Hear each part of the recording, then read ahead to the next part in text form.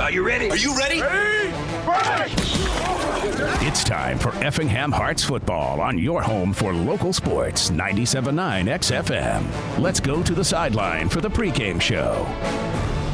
Good afternoon, everybody. It's football Saturday afternoon, week 11 of the high school football season, as the Effingham Hearts play host to the Benton Rangers. I'm Greg Sapp, Dustin White alongside CJ Schmidt up top, capturing all the video, and Gail back at the studios, ready to make sure that we sound as good as she possibly can. Should be an interesting game. 2 9-1 teams here, Benton at Effingham. Benton, a member of the River to River Conference down in deep southern Illinois.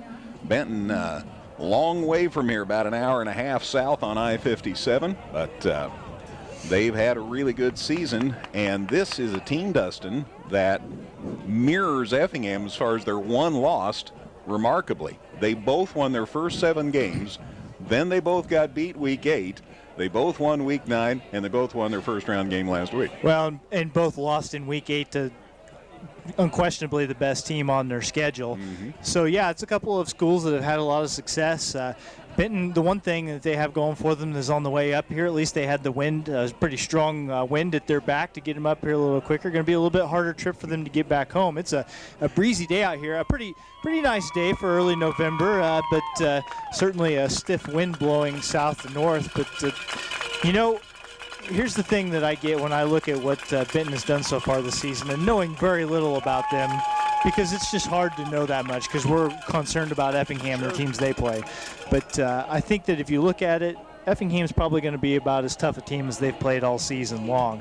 And for the Hearts, I'm not sure that you could say the same about their opponent today. Now, that doesn't mean that one team or the other is going to win. I'm just saying that Benton is going to see a team in Effingham that I'm not sure that they have seen at any other point this season. I think that's a fair observation. We've checked through the list of opponents, and Effingham's had a tough season. Took that 2-day win over Mater Dei, then won their conference opener back here at against Lincoln.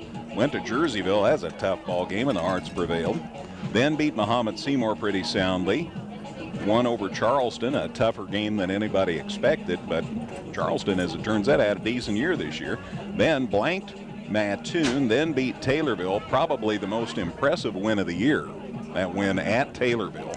And I think that's when the Hearts really did understand how good they are. Yeah, sure, to go to a team that, is not only state ranked all season long up to that point, but then to not only get a win on their field, but to hand it to them, to just really just whoop them, That really showed you that Effingham was a good team and propelled them forward into some other big wins down the stretch of the season. It was a tough game at Mount Zion. There's no denying it, but the Hearts were in that game until very late when Mount Zion scored that last touchdown. Otherwise, it was an 8-point game with, 3 minutes left? Yeah, and again, nothing wrong with losing to Mount Zion this year. Mount Zion, a very good ball club. They had to go 5A. Did get a win last week, but that's a tough ball club, and certainly I think a feather in Effingham's cap that they played the way they did in that game. Came back and then beat Freeburg in the last game of the regular season, and then mighty impressive victory last week here against Bree Central. Beat the Cougars 55-13. Yeah, 55-13, and meanwhile Benton, a team that hadn't been to the playoffs since 2011. They go and they play against Salem last week, and they come up with a big play late and a 2-point conversion to beat Salem 8-7. A little bit different ball game than what Effingham played last week, where the Hearts had their subs on the field for most of the second half, got a running clock going. Benton had to scratch and claw for that playoff victory. They're very excited, to be back in the postseason. It's been, like I said, been a stretch since they've been there. They went 1-8 last year. They've completely turned things around in Coach Justin Groves' second season. So, they're excited. They got a lot to play for. But I will reiterate that I just think that regardless of how this turns out, I think they're going to walk away from Klosterman Field feeling like they played the best team they've played all year long. You're exactly right. The Marching Hearts are taking the field. Let's send it down to field announcer Scott Mosier. Rangers come into today's contest with a record of 9-1 on the season. They posted a come-from-behind win over the Salem Wildcats last Saturday. while the Effingham Hearts here at Klosterman Field, also 9-1 this season, made it to their second round contest by defeating Breeze Central. At this time, ladies and gentlemen, I ask you to please stand and remove your hats. The anthem will be played by members of the Effingham Hearts Red Regiment. As we approach Veterans Day, I'd also ask that you sing along loud and proud to show our color guard veterans from American Legion Post 120, the VFW, and the DV Chapter 7 our appreciation for their service to our country.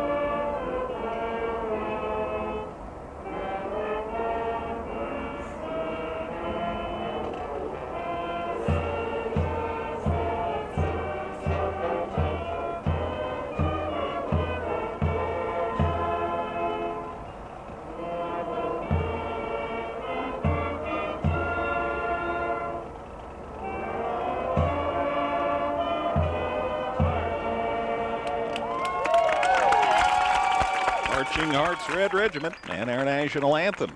Just a few minutes away from kickoff, and Scott Mosier mentioned the color guard, DAV Chapter 7 and American Legion Post number 120 and VFW Post number 1769, all here in Effingham.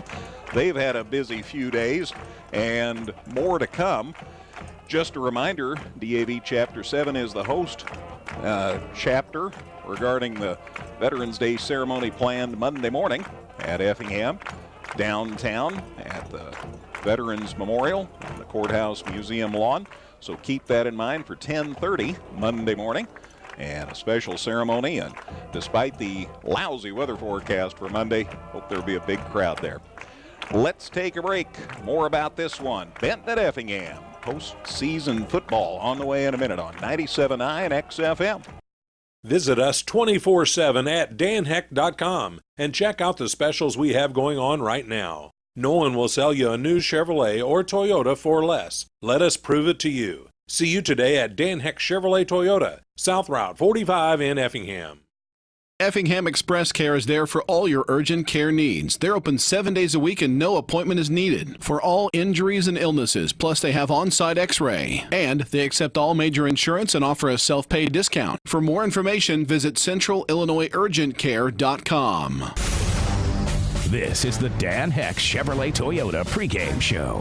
Dan Heck Chevrolet Toyota, your complete transportation headquarters since 1958. Back at Klosterman Field, getting ready for Benton at Effingham. Again, both teams 9-1 coming into this contest.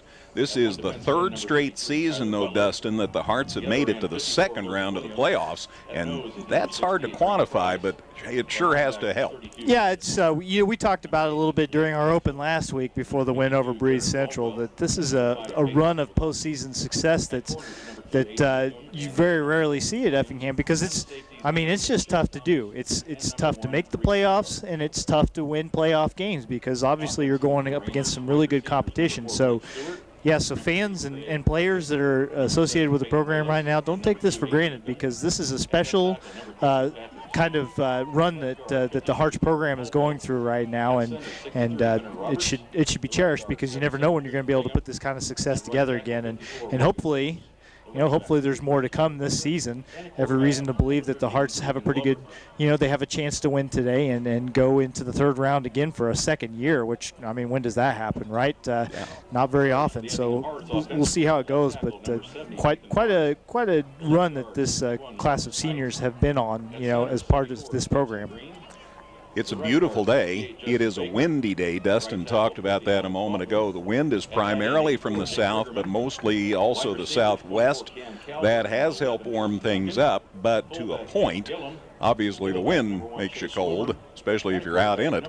And dark will be here about halftime, I'm guessing, or close to it. So that's going to be another factor. I'm guessing the members of the marching band, before they played the national anthem, probably had to detune a little bit just to make sure. I bet they got a little sharp just being outside. It's warm for November, but it's not. I wouldn't call it a warm day. You know what I'm saying? I do know exactly what you're saying.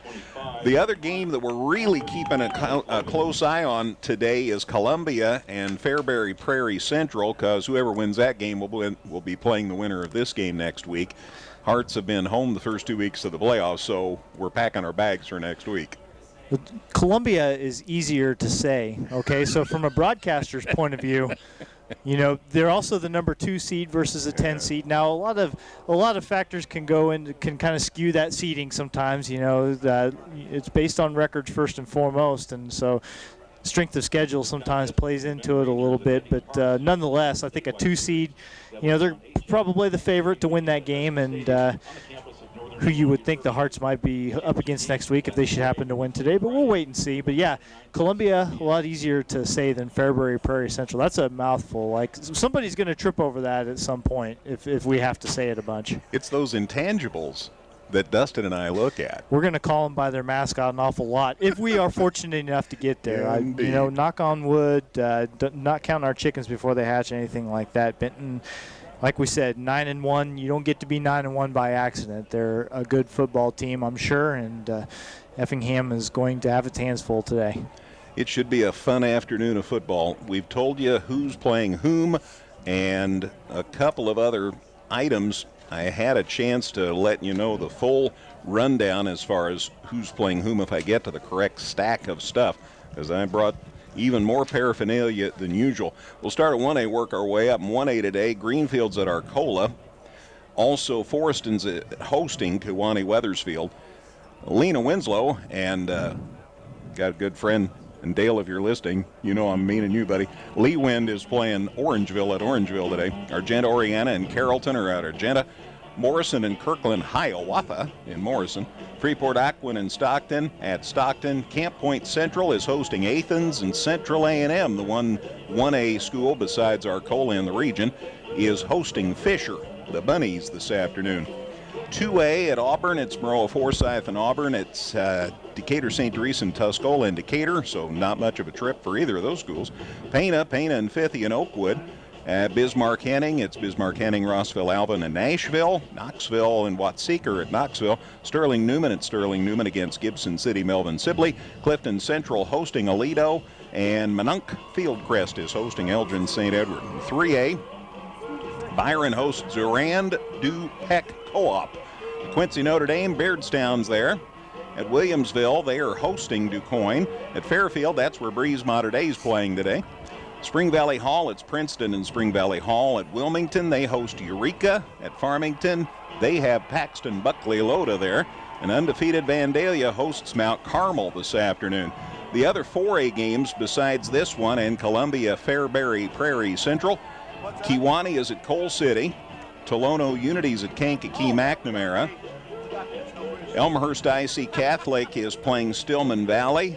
Also at Murfreesboro, IVC, all the way from Chillicothe down to Murfreesboro today. That's a haul. Richmond Burton is hosting Marengo, and Wheaton St. Francis and Genoa Kingston are playing at Naperville North.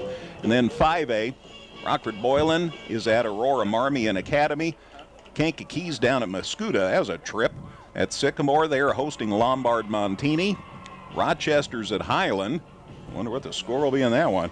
At Sacred Heart Griffin, Troy Triad and Griffin. At Triton College, Country Club Hills and Oak Park Fenwick. Mount Zion is in Joliet today to play Joliet Catholic. And Sterling is hosting Chicago St. Rita. So there's your 1A to 5A playoff games. Everybody played on Saturday today.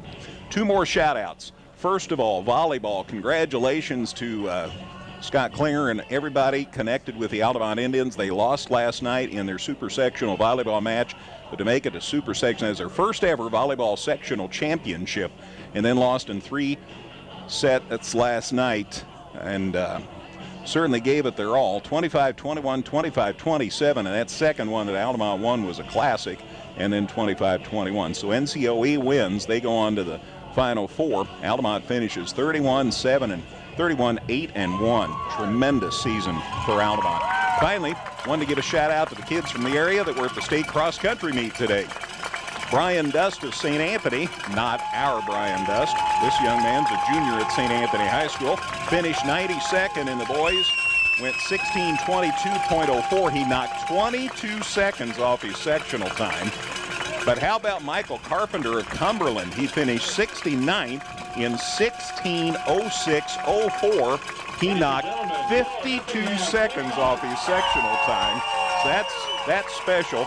And then Jasmine Dittamore from Cumberland was 82nd at 19:13.09. She knocked 33 seconds off her sectional time. So some sensational performances at the state cross-country meets. Well, one other thing I'll throw in there, Benton is where Ben Johnson, who was the superintendent at Neoga High School, that's where he took a job for this year. And he took his son, Reese, who's a senior in high school this year, with him, of course. And Reese was at that state cross-country meet today, too, and he got 23rd overall. This blows my mind. He ran a 5:08 pace, so 5-minute, 8-second miles for 3 miles, and got 23rd.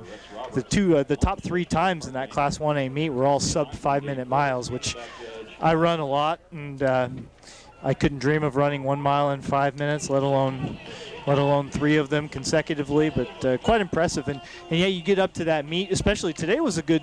Today, temperature-wise, should have been a pretty good day for it, I would think. I don't know how windy it was up there, but you run against tough competition, get pushed a little bit, and you do tend to get that adrenaline flowing and knock some times off your PRs and your sectional times. So nice, impressive performance from all our local kids to go up there and compete. And it's, only one person can win, but to get there and just be a part of the field is something special that they'll always have. So I'm sure Ben was up in Peoria. I was kind of hoping we'd see him today. Again, Ben Johnson left Neoga to go to Benton this year as their superintendent.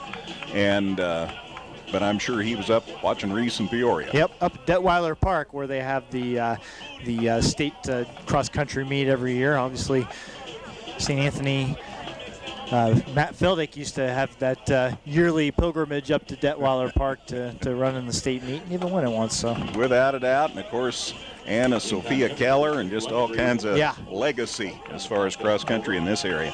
I did want to mention too, speaking of Ben Johnson as superintendent at Benton, he succeeded Terry Riker. Terry taught here at Effingham High School for many years before he went down to Benton. So there are all kinds of connections, and they're all good.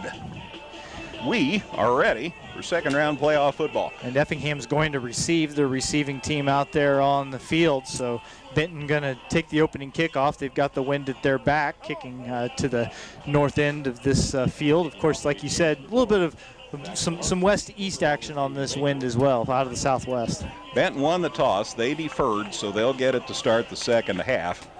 They want to see what the Hearts can do against the wind right out of the gate. Effingham and Benton, each 9-1 on the season. And again, Hearts have been home the first 2 rounds, so they'll be on the road next week should they win today. And yeah, we'll be there, be it Fairbury or Columbia. We'll be there. 97.9 XFM, WXCF in Effingham. Good to have you with us. The kickoff is off, and we're underway. Effingham takes it at the 5. Chase Woomer got the return. He goes to the far side of the field. He's got an opening. He's out across the 30-yard line. Nice return. Took it at the 5. He's out across the 30, and the Hearts have pretty good field position to start the game. Yeah, good return, setting up a little bit shorter field for Effingham as he gets it out beyond the 30. So nice start. And yeah, if you're going to get the ball first, if the other team's going to give you the ball first, then your objective as the offense is to go out there and punish them for that decision, and we'll see what the Hearts have in store. 32-yard line. That's where the Hearts will start things here. Good to have you with us. And taking a little extra time. Now they have everything set up. The officials wanted to chat. They're talking to the Hearts linemen, just making sure they aren't lining up in the neutral zone. Now we're ready to rock. 1st and 10 from the 32-yard line. Nathan Shackelford up under center. There's the snap. Here's the handoff. Trying to pick his way through the middle is Chase Woomer, and he might have got back to the line of scrimmage. Yeah, not much more than that if he did. He went left of center there, but Benton was able to bottle that up pretty quickly, and it looks like they're going to put it right back at the line of scrimmage. All right, so 2nd and 10. Just underway. Started an hour later than we did last week. Which means that the glare off the scoreboard still it's still going to be there for at least the first half of play here. Shifting, bringing Briggerman over here to the near side to block. And a faked handoff, looking to throw across the middle. It's caught out there for a first down into Benton territory. Nice grab over the shoulder catch by Jacob Briggerman. And the Hearts have their first down. It'll be out of bounds at Benton's 45-yard line. So a gain of 28 yards. Let's see, 32, that'd be 18 and 5, 23 yards. 23-yard gain to Benton's 45-yard line. So a new set of downs for the Hearts. Off to a good start this first possession of the day. And we've got a whistle along the line. Shaq was waving, and then the flag got thrown, and it's going to come back 5 yards. Part of the play, encroachment on the offense. Number 68, 5 yards, first down. Wow, they had just talked to the teams about being careful. The down remains the same. And somebody lined up in the neutral zone for the Hearts, so it's back to midfield. So it's 1st and 15. Shaq up under center, looking to hand off. He does. Woomer coming to the near side. Look at the hole. He's near the 40 before they take him down. Nice run. They'll give him to the 41-yard line, a 9-yard gallop. That gets a lot of that penalty yardage back and then some. Yeah, even if you'd gotten yourself into a 2nd and 6 on the without the penalty, you'd consider that a pretty good chunky yardage, especially since you've gotten into Rangers territory here. But a 9-yard pickup, yeah, negates that penalty and gets the Hearts in a situation where they can run whatever they want here on 2nd down. 2nd and 6, looking to throw. Nope, they hand it to Woomer, and nice job by Benton staying home. He kind of went by a defender, and Peyton Sogonski with the stop. For the Rangers, no gain. It'll be 3rd and 6. Yeah, they may have even pushed him back ever so slightly, as that one is between the 41 and the 42, but basically same line of scrimmage, but now a definite throwing down for the Hearts. Calber split out to the far side.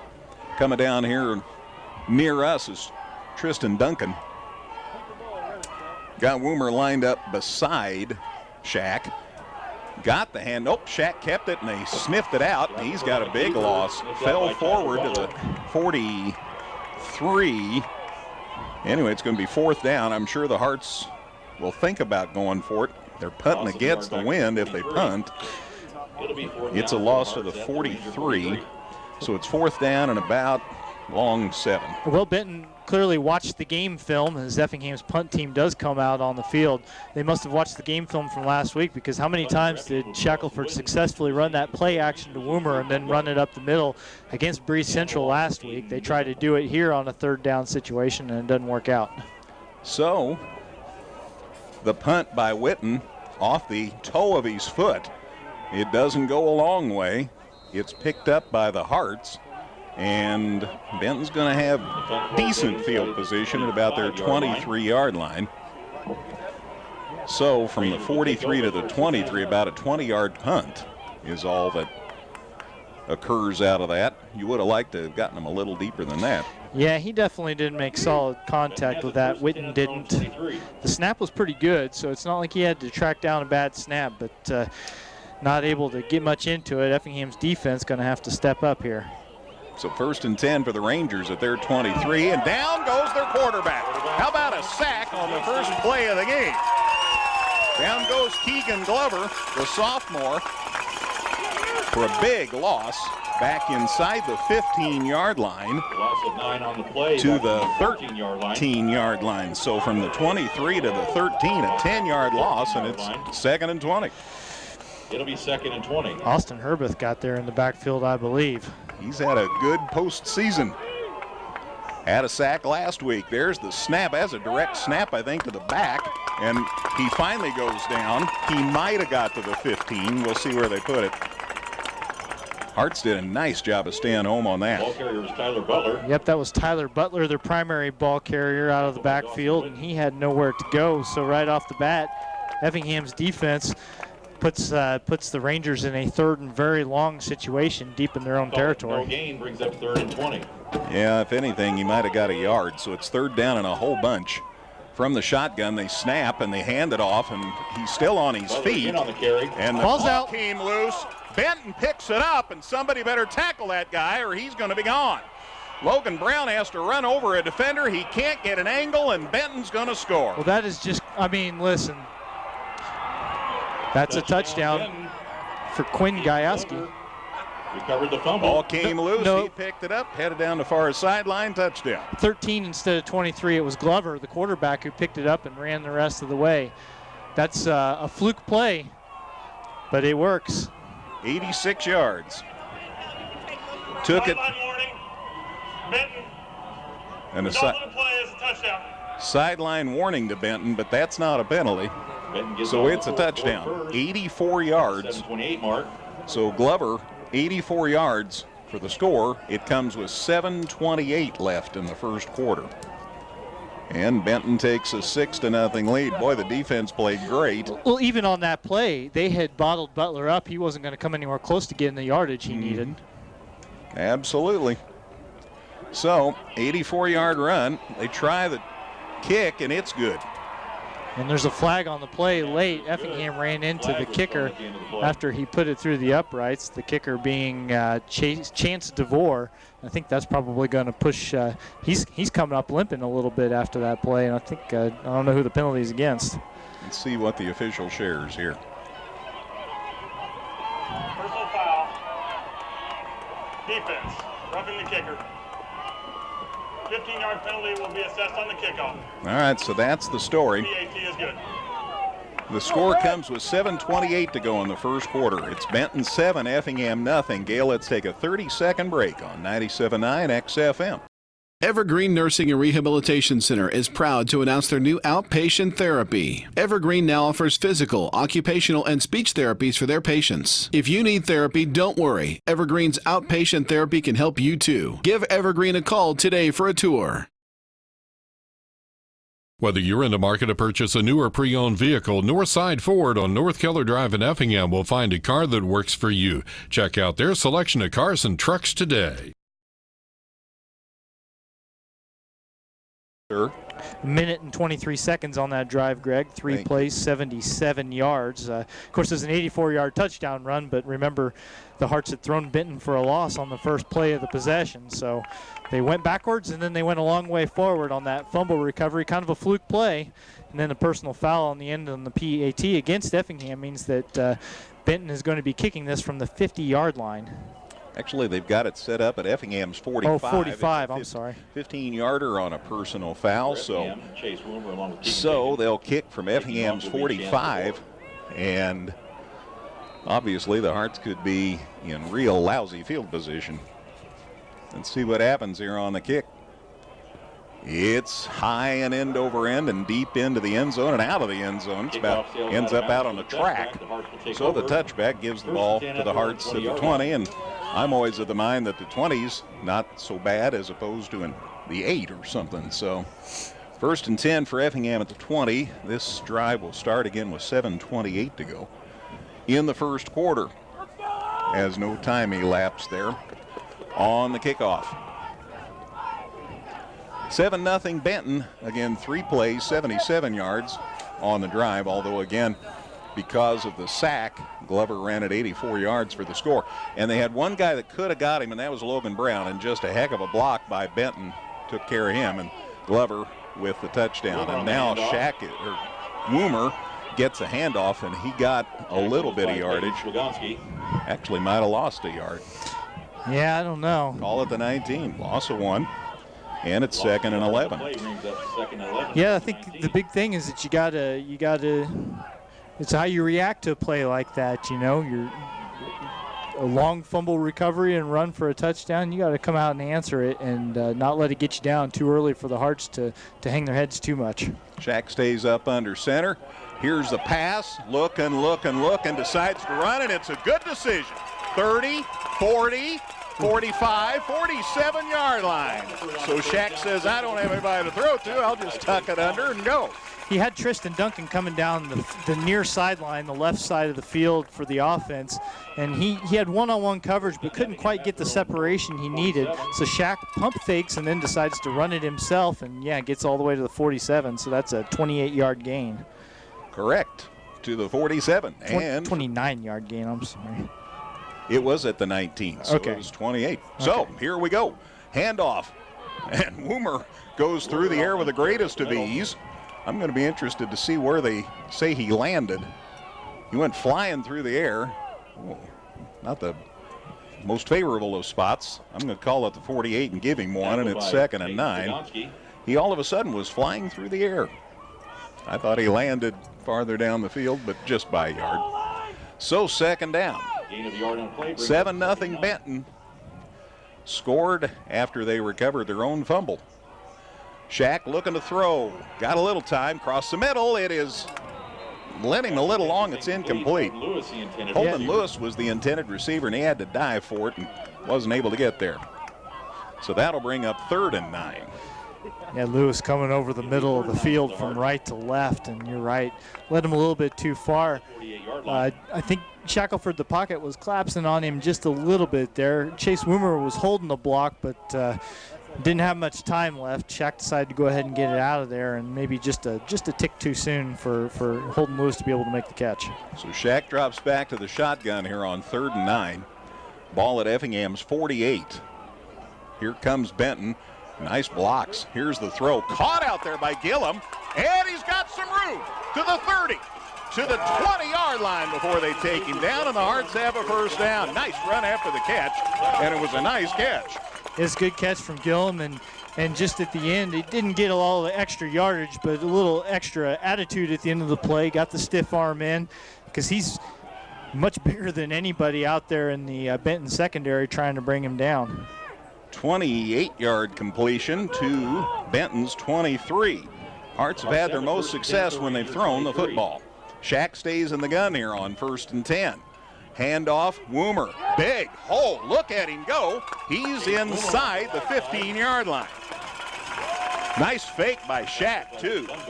He kept a lot of people with him. Meanwhile, the handoff to Woomer, and Chase gets it inside the, call it the 14. 23 to the 14, gain of 9, and it's 2nd and 1. So the Hearts moving the football. Chase has got a couple of 9-yard carries early on in this game. Love to bounce back and get a score right after Benton scored on you. Again from the gun.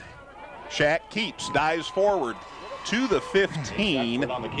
And they're still going to be a little shy of the 1st down. So that'll bring up 3rd down. Ball's inside the 15 at the 14, so no gain, so it's 3rd and 1.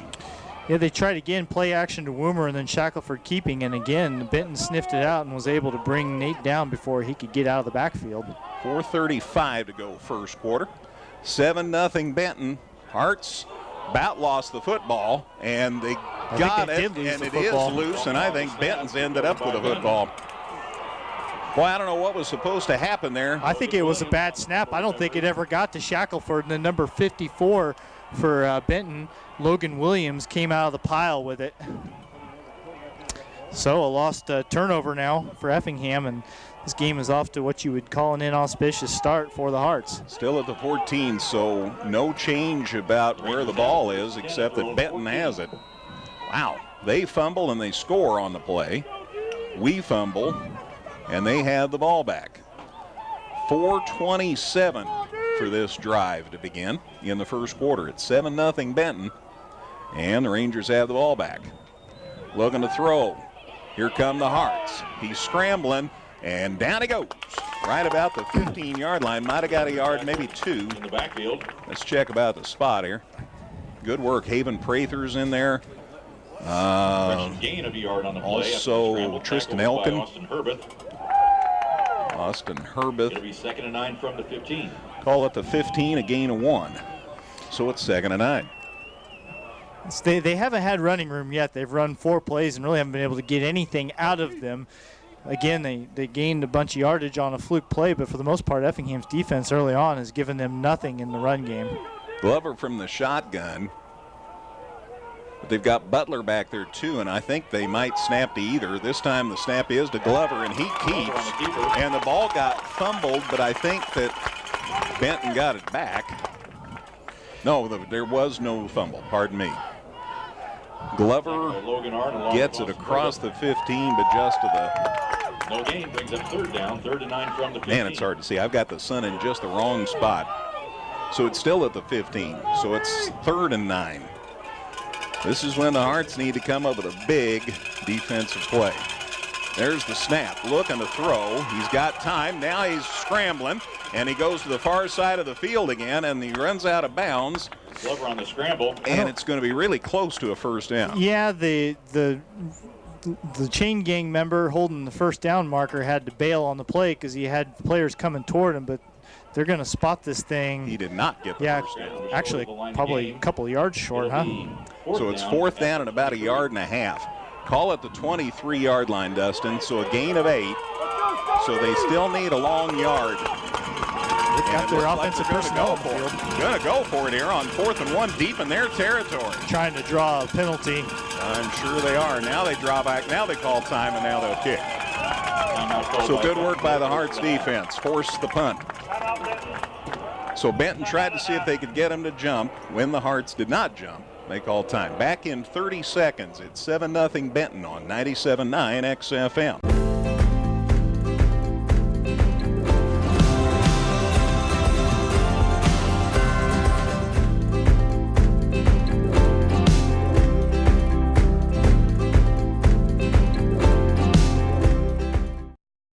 Local, secure, enduring, and more convenient than ever. Washington Savings Bank is located in Effingham, Mattoon, and anywhere you are with their 24/7 virtual branch. Enjoy the conveniences of banking with all the services offered at Washington Savings Bank. Member FDIC. 4th and 1, deep in their territory. Boy, Dustin, if the Hearts can get something good to happen here, that could really benefit their effort. Yeah, I would think that Benton is going to bring their punting personnel out on the field. You know, they may try to go for something here, but it seems as if they're going to kick it away. Parker Wolf is back deep for the Hearts. We'll see what happens here. A bad snap, though, that would be a nice thing. Just fine, yes. They're punting with the wind, remember. So, and they did run a fake. They did run the play, and I think they might be short. It's yeah, they're well short. Glover gets taken down, and it looks like they might have got a half a yard, and they needed a yard and a half. Looks like Effingham's going to have the football in great field position. Yeah. Timeout for measurement. They're going to measure. They're going to measure, but he's shy of the 15 by a good football length, and I think that's about where they need to get what to the. Well, the line of scrimmage. Well, the first down was about the 25, and it looks like they're short. But they're short by. They are short. About half the football. Yep. And the Hearts have the football. Boy, that's a gutsy decision. Let's see if the Hearts can make them pay for it. That's certainly one way of putting it. That's a lot of confidence in your team. Gutsy is not always strategically correct. Hearts have it 1st and 10 at the 24-yard line of Benton. Got to do something with this. 2:56 left, first quarter, as the Hearts start this drive. Duncan comes swinging around here to the near side. They've also got Cam Kalber there. They switch on the line to the eye. Handoff, Woomer up the gut, and got a yard or two. Coach Hefner is a big believer, and you got to establish the run game. And so we'll see what happens here. The Hearts haven't had a lot of success on the ground yet. Give him a yard to the 23, and it's 2nd and 9. Yeah, it's been feast or famine for Effingham. Woomer has run the ball 7 times for 18 yards, yet he has 2 carries for 9 yards. So you could see that other than that, he hasn't gotten much at all. Again in the eye, 2 guys split here to the near side. Handoff again, nothing. Might have got to the line of scrimmage, so now it's 3rd down. And still a long way to go. Obviously, you're in 4-down territory here, but you would like to do a little more on your first two plays than 1 total yard, and it certainly still kind of limits the kind of plays you can call in this situation. 3rd and 9 at the Benton 23. The Hearts started this drive at Benton's 24. Let's see what happens. Again, you got Duncan, you got Wolf out here to the near side, you got Kalber split to the wide side of the field. Shack looking to throw, tucks it in, goes forward, gets near the 10 when he goes out of bounds. Might have the first down. But remember, it's 4-down territory. It's going to be close. It's going to be in a situation where, and they do go ahead and tell him to move the chains. Good. Nice work by Shack. He had just enough room. It is at the 11. So from the 23 to the 11, a gain of 12. And the Hearts have a new set of downs inside Benton's 15-yard line. I talked about that feast or famine for Woomer's running, and it's been the same for Shackelford. He's got 5 carries for 38 yards, yet he's got carries of 28 and 12. So you do the math on those other 3 carries, they have sniffed him out pretty good. Shack back up under center. Hearts in the eye, Woomer up the middle. Oh, he got clobbered. Somebody grabbed a hold of him, and down he went. Now, there is a flag on the play as well in the Hearts backfield. Brent Prince, number 68, was the guy who hit him at the line of scrimmage, and that's 6'1", 290 pounds of defensive lineman bringing you down to the field. And that's a whole lot more than Woomer. Yeah, Chase is giving away 130 pounds of that kid. They're talking to Benton. Flag was thrown in the Hearts backfield. I suppose it's a hold. I think they're declining whatever it is. That's the body language I got from the Benton huddle. Illegal motion on the offense, number 82. The penalty decline. 2nd down. All right, so they take the loss of down. It's 2nd and 10, and Jed Gillum got called for the 5-yard walk-off, so the ball remains at the 11. I don't know. I'm always for pushing somebody back if they're inside my 15-yard line, but they didn't want to give them one more down to work. Yeah, either way, you got to get to the 1 to get a first down, which is essentially scoring anyway, so I guess you take the loss of down in that situation. That's the logic there. There's the snap. Shack looking to throw, looking to go across the middle. Caught and knocked down. Wow. Holden Lewis had a shot at it, and somebody for Benton reached around, and it's Reed Baumgart. He knocked it away. Nice defensive play. Mm-hmm. So now it's 3rd down. Yeah, the throw was on the money, but Lewis really just could not secure that one as it was in his hands and then it was knocked away. There's not a whole lot he could have done. Just good timing from the defense to knock that away, and now we've got a couple of 1 or 2 big plays coming up here. 3rd down. So 3rd and 10. Shack from the gun. There's the snap. Looking to throw. Tucks it in. Needing help. Still on his feet. Got to the 10. Maybe. And gain of 1 out of all that, and it's 4th down. So let's see if they kick. You'd be into the win, but you're only at the 10-yard line, so it's not a whole lot more than an extra point. I think that, Effingham's kickers certainly have the ability to make this work, but it does appear that they're going to run offensive personnel out there. So you see Kalber and Duncan and Holden Lewis all out on the field in receiver spots. So the ball's at the 10. It's 4th and 9. From the gun, Shack looking to throw, rolls to the far side of the field, needs an angle. There's the throw. It is caught, and let's see if the catch holds because the ball came out. Let's see what they call touchdown Effingham. He did have it into the end zone.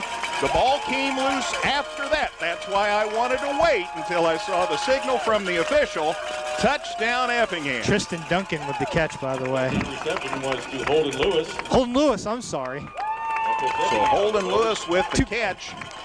Two guys came out of the pile, and Tristan was giving high fives and stuff, but Holden Lewis with the catch. Ivan Angel's going to try the extra point from Parker Wolf's hold. Good snap. There's the kick. It looks good to me. The officials agree. Tie game. 7-7. 20.6 seconds left in the first quarter. Back with a kickoff in 30 seconds on 97.9 XFM. Visit us 24/7 at danheck.com and check out the specials we have going on right now. No one will sell you a new Chevrolet or Toyota for less. Let us prove it to you. See you today at Dan Heck Chevrolet Toyota, South Route 45 in Effingham. Effingham Express Care is there for all your urgent care needs. They're open 7 days a week and no appointment is needed for all injuries and illnesses. Plus, they have on-site x-ray. And they accept all major insurance and offer a self-pay discount. For more information, visit centralillinoisurgentcare.com. 2 minutes and 35 seconds for the Hearts to score and tie this thing up. And the happiest part was the 2 minute and 35 second mark. That's when the ball was caught by Holden Lewis for a 10-yard touchdown. Kick by Angel was good. It's 7-7.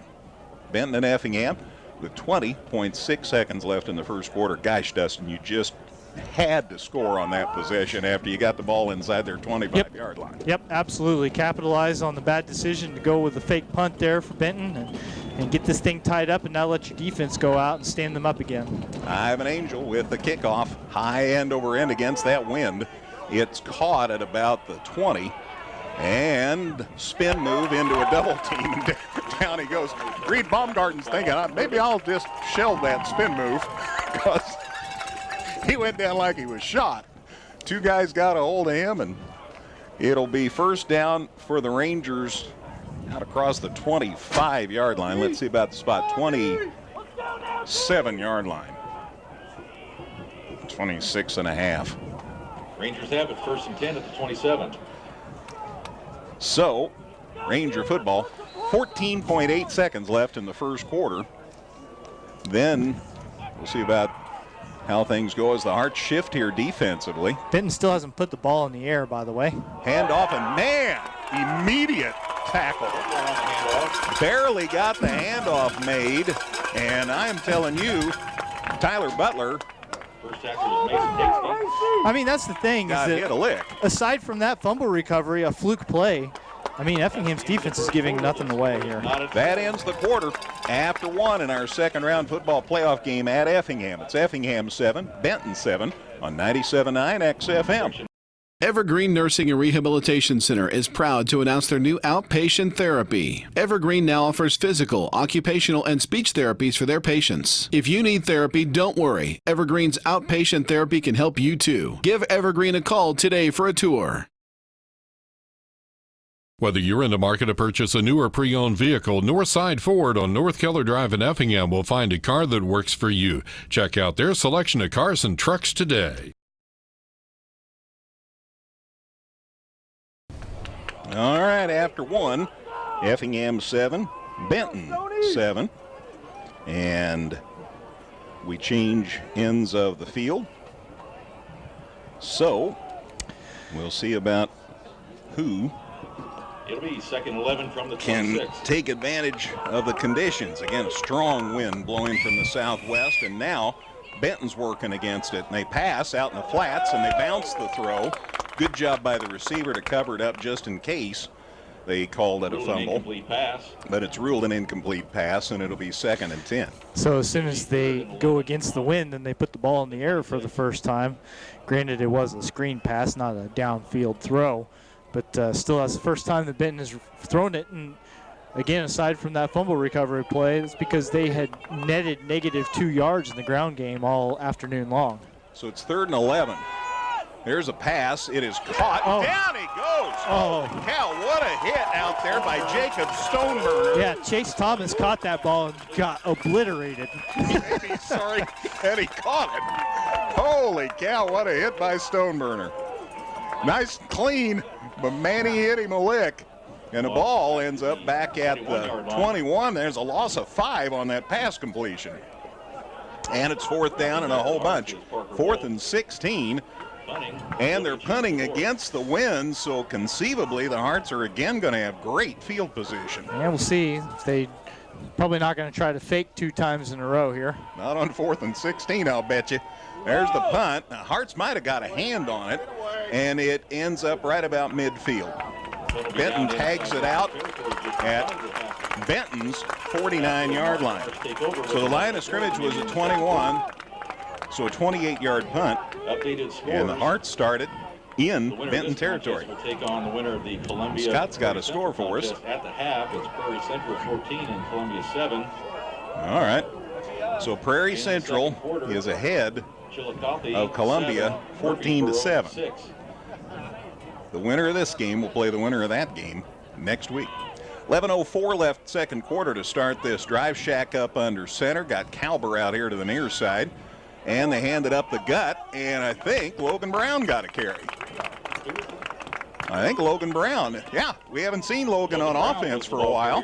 Logan, you'll remember, was the leading rusher the first couple of weeks of the season till he got hurt, and Chase Woomer took over, and why do you mess with a good thing? And Logan's been doing a great job on defense, but he's got a lot more size than Chase, and it ends up being a gain of 2 to the 47, and it's 2nd and 8. Just something else for this Benton defense to have to think about. Shack fakes the handoff, looking to throw across the middle, and it's caught, and a good gain inside the 25. Nice grab by Colin Weymouth, and the Weymouth family right down here below us. Loving that. Nice run after the catch, too. He gets it to the 22-yard line. 4 receptions for Effingham, 4 different receivers doing the catching as Shackelford finds Weymouth down the field, and nice run after the catch. Gain of 25 to the 22. And here we go again. Hand off to Brown, and boy, he went to the outside. I wished he'd have cut it up the middle. As it is, he does gain just shy of the, well, right on the 20. Give him 2 to the 20, and it's 2nd and 8. So the Harts have come back to tie it, and now they're driving here with 9:50 to go in the second quarter. Holden Lewis brings the play in. Calber's out on this one. They're the shuttle service. Holden, who caught what I think might have been his first touchdown of the season to tie this game, is out on the far side with Duncan. Handoff, yeah, to Brown. Good run up the middle. Boy, banging and smashing, and he gets it near the 15-yard line. So good run. And I think that's what Effingham needs. Benton has done a pretty good job of staying home and really making early first contact along the line on Chase Woomer. So you give it to Logan Brown, a kid who's just physically more able to fight through those tackles, and you see there as he busts through and picks up maybe 5 on that play.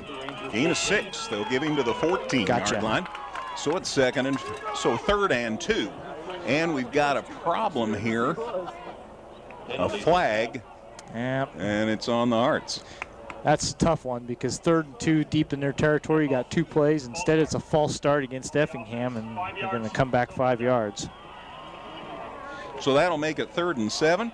Yes. And the ball at the 19-yard line. 9:02 to go second quarter. 7-7. Winner of this one will play the winner of Columbia and Prairie Central next week. We're at somebody next week. There's the snap and the handoff, and Brown, the deep back, and he's trying to get a little more. There's just not much there. Might have got a yard. So that'll bring up 4th down. They finally, tackle was by Brent Prince, I think, sit it down at the 18. So he got a yard. Gain of yard makes it 4th and 6. So the 18. It's 4th and 6. So 4th and 6. They're at the 18. They're going to go for it. And we'll see what happens there. Got Brown lined up beside Shack in this set. 3 wide receivers. Rolling to the near side. Caught out here in the flats. There's Jet Gillum going to town. He dives toward the end zone, and he's just shy. But it'll be 1st and goal for Effingham. The patented Jet Gillum play. I mean, it's good for 3 or 4 completions a game if they want to go to it. It's always open, and it always works. And no different there. Another 1st down. Effingham 1st and goal. We should call that our 7-11 play, because it's always open. To the 2 from the 18 to the 2, a gain of 16, and it's 1st and goal for the Harts at the Benton 2-yard line. Shack up under center. Waiting on the snap. There it is. Logan Brown driving and diving and might have got back to the line of scrimmage. There's just nothing there. Yep. Going directly left or right of center. The Rangers, to their credit, have really clogged up the middle and kept Effingham from running it up the gut. And that play is another example of it. The yard on the play back to the 3. It'll be second Well, and goal. they bumped him back a yard, so it's second and goal at the 3. Hearts have such a size advantage with guys like with Weymouth out there and Brigerman, so I wouldn't be surprised if at some point they try something. Doesn't look like they will here, though, running formation. Got Stoneburner at the fullback spot. Brown up the middle, off tackle. Is he in? No. He is not in, says the official. Well, the man right in the middle that I was looking at said no. Guys on the side said yes. I'm with him. Touchdown Effingham. Glad to be wrong. Run a 3. Logan Brown. Welcome back to the offense, young man. And Hearts take a 13-7 lead. The score comes with 7:03 left in the second quarter. And Bo Hefner for the extra point from Parker Wolf's hold. There's the kick. It's end over end and good as can be. 14-7 Hearts. Kickoff on the way in a minute on 97.9 XFM.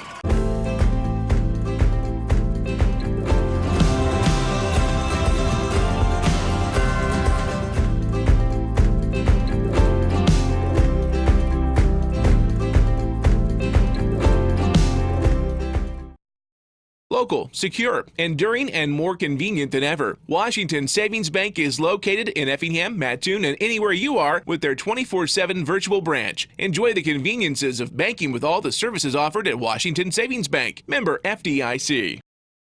All right, once again, the Hearts take advantage of good field position. 8-play, 49-yard drive, highlighted by Logan Brown's 3-yard touchdown run. Hefner's kick was good. 4:01 on the drive. And the Hearts have a 14-7 lead here with 7:03 to go in the second quarter. Here's Angels kickoff, low line drive, caught at the 10, and somebody was offside for the Hearts. Well, Effingham has been penalized 4 times. Benton yet to commit an infraction yet, and gonna have to do that one again, which is too bad because it was a pretty decent kick. But best one that the Angels had today so far. So Ivan will try it from the 35, kicking with the win. He'll say, okay, I'll show you. So from the 35 instead of the 40, encroachment was the indication. Nice end over end kick taken at the 14-yard line. Now they're going to throw. It's caught over on the other side. And the man who caught the ball, a decent run out to about the 25-yard line. The punt was, the kickoff was taken by Reed Baumgart. He threw to Aiden Newcomb. And Newcomb ends up, let's see where they do set it down. Call it the 23.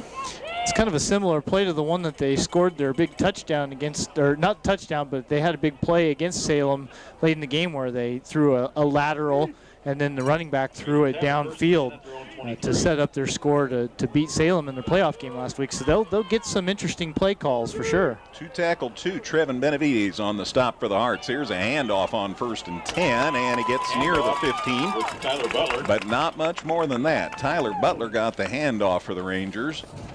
And the gain to the 25. So call it 2nd and 8. Gain of 2 to the 25. 25 brings up 2nd and 8. 6:32 left in the first half. Hearts on top for the first time in the game. It's 14-7. So 2nd and 8. They're working against the wind, remember, this quarter. Benton is. They have Keegan Glover up under center here, and they spin and then hand it up the gut, and a gain to about the 29. And different name? Yes, sir. Basin Davis doing the carry, number 21 that time, getting the run up the middle. Gain of 4 to the 29, Dustin. So it'll be 3rd and 5. Gain of 4. Next week, the Hearts are on the road if they win today, either in Fairbury, where I've never been, or Columbia, and I've been close to Columbia. So new parts of Illinois, hopefully, in my horizon. I was going to say I've never been to either one, and I hope to check one off the list next week. Looking to hand off, and not a whole lot there. There's flags. They've whistled the play dead before anything actually happened. Maybe this one's on Ben. I think it's going to be. There you go. All right, false start on the Rangers. That'll walk it back 5 yards. And they'll sit it down at the 24. Ball is placed back at the 24-yard line. So it's 3rd and 9. The down remains the same. It'll be 3rd and 9. So they're 3rd and 9 deep in their territory, throwing against the wind, and they haven't had a whole lot of success throwing the football. So only put it in the air a couple times. Feeling good here. Up under center. Looking to throw, goes deep, got a man there, and so the Hearts. Nice work. Oh, they're going to call. Late flag thrown on Gunnar Franklin for pass interference. And I don't know why the guy waited so long. He must have got it stuck in his pocket because that came well after any contact. I think if Franklin goes around the front of the intended receiver instead of the back, maybe he doesn't get that whistle.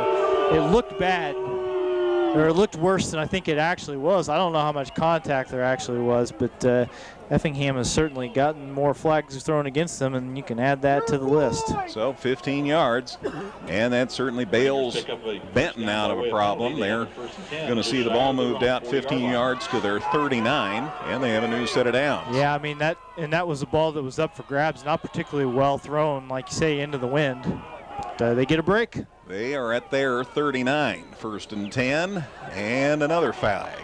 Let's see what this is about. Well, the officials certainly are making their presence felt. Yeah, so a false start on the Rangers.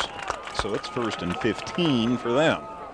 5:17 left in the second quarter as the clock is again stopped. Starting to resemble an NFL game, doesn't it? Yeah, it certainly has been infraction city here lately. As it's the last couple of plays have had flags thrown on them. See if we can get one run clean here. Back to the 34 of Benton. 1st and 15. Quarterback's on the run. Glover running to the far side, decides to tuck it in, and he ran out of bounds. Yeah, I don't think that was a design run, but I think the pocket collapsed on him pretty quickly as Effingham had good pursuit. So he rolls out to his right and finds the sideline before it looked like Haven Prather was coming in there to clean his clock for him, and instead he gets to the sideline and into the safety of the Benton sideline. It might not have been a planned play, but I think it was Glover's plan to get out of bounds. Well, I think it was his plan after he realized he wasn't going to have time to throw it. So he got out of dodge. And so it's 2nd and 17 back to the 32, a loss of 2. 2nd and 17. They had the 5-yard walk-off. Now the 2-yard loss on the play. They're looking to throw again. Glover scrambling again. There's another flag in their backfield. And the ball is eventually hitting the turf. Logan Arndt had that ball juggled at least 3 times, and he almost intercepted it. But the flag will overrule all of that, and it was thrown in the Benton backfield. Yeah, it was a holding penalty, so Effingham, do you take the 10 yards or? Yeah, you take the 10 yards, and so yeah, I was thinking, was it 3rd down or not, but it was only 2nd down. So. Flag was thrown at the 29-yard line. 77, that penalty declined. Result of the play is 3rd down. So now it's 3rd down. They declined the penalty. So it's still 3rd and 17. The Hearts already have them dead to rights as far as way deep. So it is an incomplete pass in the book. 10-4. So it's 3rd and 17 now for the Rangers. Again, they are at their 32. Hearts in front now, 14-7. 5 minutes left in the second quarter. Both these teams 9-1 heading into this action today. Glover from the shotgun rolling here to the near side, looking to throw. Now he's running for his life, and down he goes out. Fumble, and the Hearts, I think, have covered it. I don't know how they couldn't. There were like 4 guys there. Effingham football. Nice work by the defense. Glover knew something bad was going to happen, and down he went, and the football didn't go with him. Mason Hasty was the guy who came out with the football, but there were several guys who helped shake it loose as the pursuit was good again, and Effingham with the takeaway, going to have another short field. Loss of 2 on the play, Dustin. Loss of 2 to the 30. Effingham will set up 1st and 10 at Benton's 30-yard line. 4:50 left in the half as this drive begins. Another opportunity to take advantage of a miscue. That ball got away on the snap, but somehow Shack held on to it, got it away to Woomer, and they get yardage out of it. Boy, you saw that ball, and it almost went clear up over Shack's head, but he stayed with it.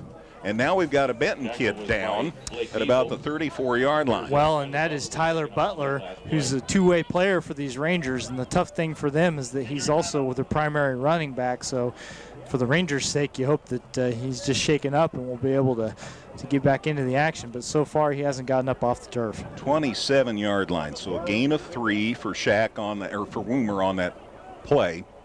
And now we'll tend to this young man here. Benton.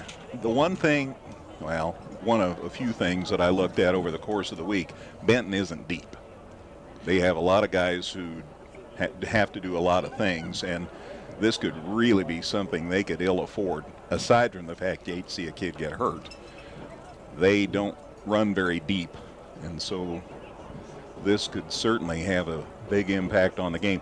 I'm glad to see Trainer Choi coming back off the field. Here he is up. Good, and he's going to run off the field. That's really good.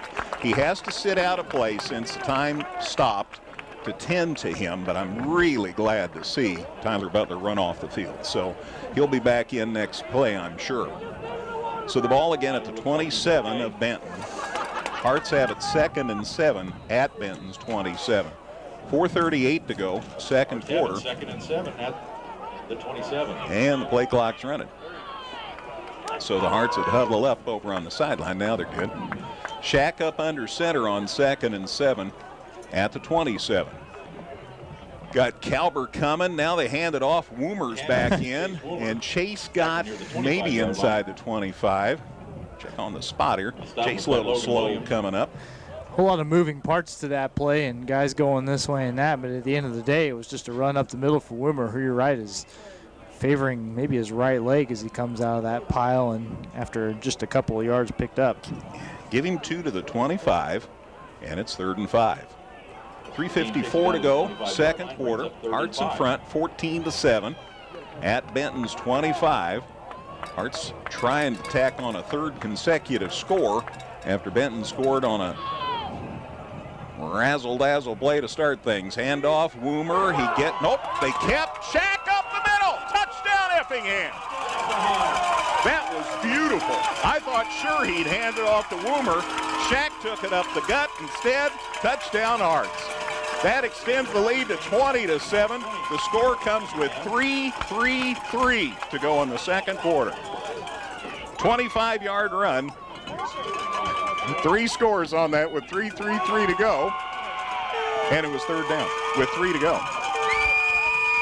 20-7, here's the extra point try. The placement, the kick, looks good to me.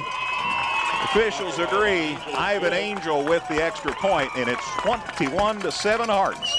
Back with a kickoff in a moment on 97.9 XFM. Visit us 24/7 at danheck.com and check out the specials we have going on right now. No one will sell you a new Chevrolet or Toyota for less. Let us prove it to you. See you today at Dan Heck Chevrolet Toyota, South Route 45 in Effingham.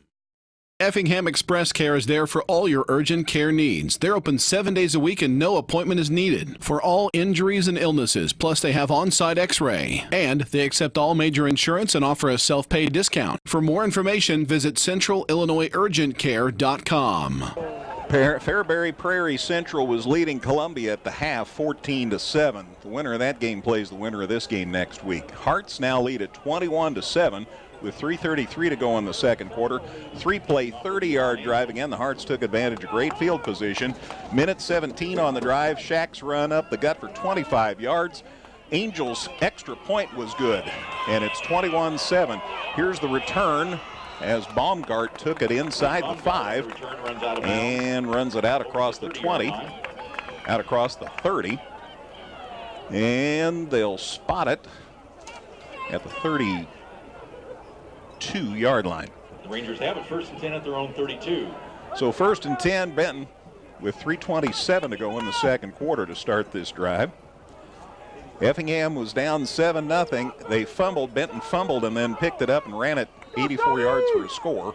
But the Hearts have scored 3 in a row and lead it 21-7 now here. Benton from the shotgun. There's the snap. Glover's back. There is a flag. See what that's about. Glover kept it running to the left there, but yeah, the flag came in the middle of the play, so it's going to be against Benton. That's a hold. So now all of a sudden it's them that's getting called against the Rangers for the penalties. Flag thrown right at the line of scrimmage. Yeah, at one point Effingham had 4 against him, and Benton still hadn't been whistled, but now it's 5-3.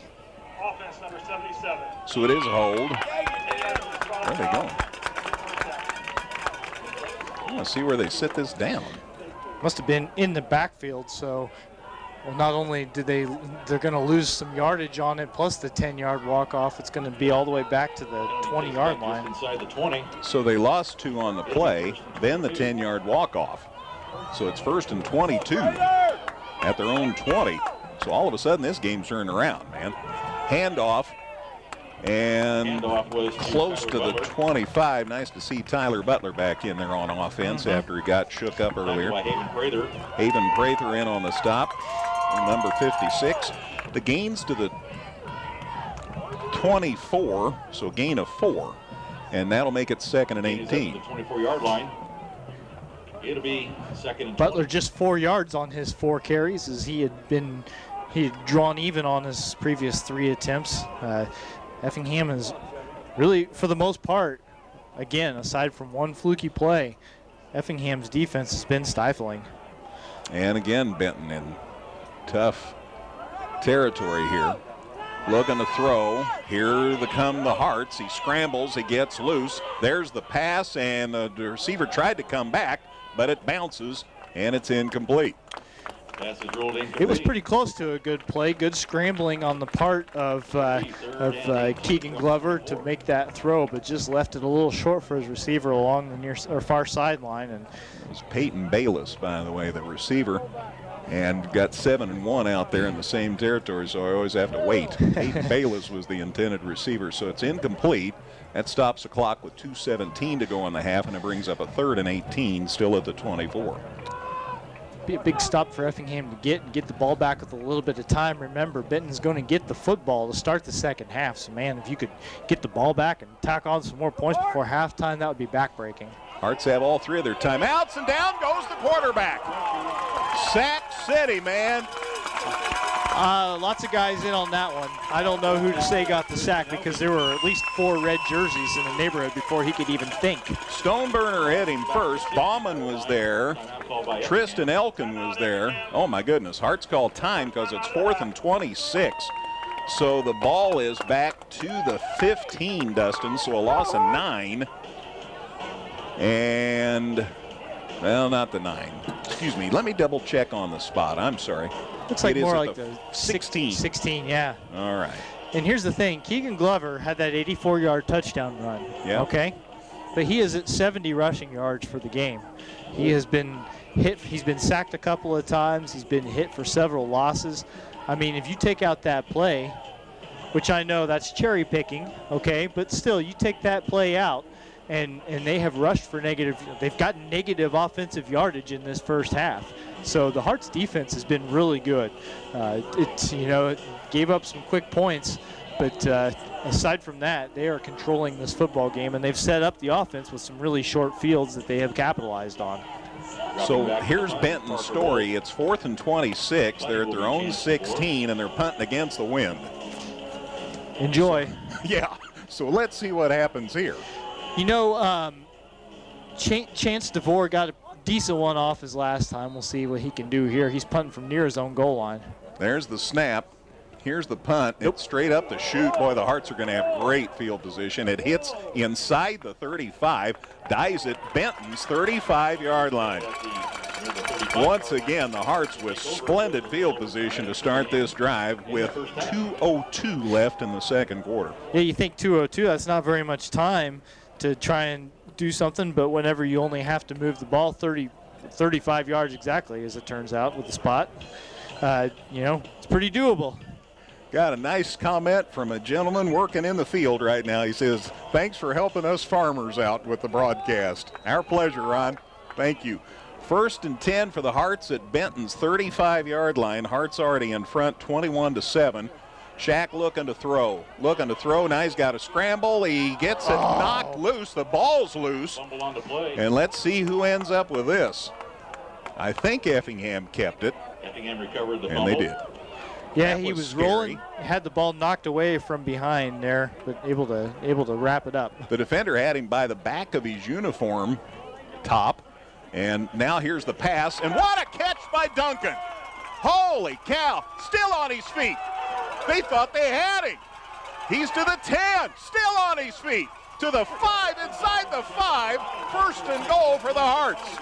What a run. It was a heck of a catch. And what a run after the catch by Tristan Duncan. Yeah, I mean, he could do that, you know. He's fast and he can get behind the defense, but boy, he can elude tackles as well. That's a 28-yard pickup for Effingham and a first and goal. To the 4. The gain is to the 4. So it's first and goal at the 4-yard line. Ball's inside the 5 at the 4-yard line. So first and goal. Shack up under center, falls down with it. As he was pulling away from center, he fell down. Held on to it, but it's a loss to the 8. So it's second and goal at the 8, and the Hearts use their second timeout with 1:04 left in the half. Well, that was unfortunate, to say the least. Let's get a 30-second break in here. 21-7 Hearts on 97.9 XFM. Evergreen Nursing and Rehabilitation Center is proud to announce their new outpatient therapy. Evergreen now offers physical, occupational, and speech therapies for their patients. If you need therapy, don't worry. Evergreen's outpatient therapy can help you too. Give Evergreen a call today for a tour.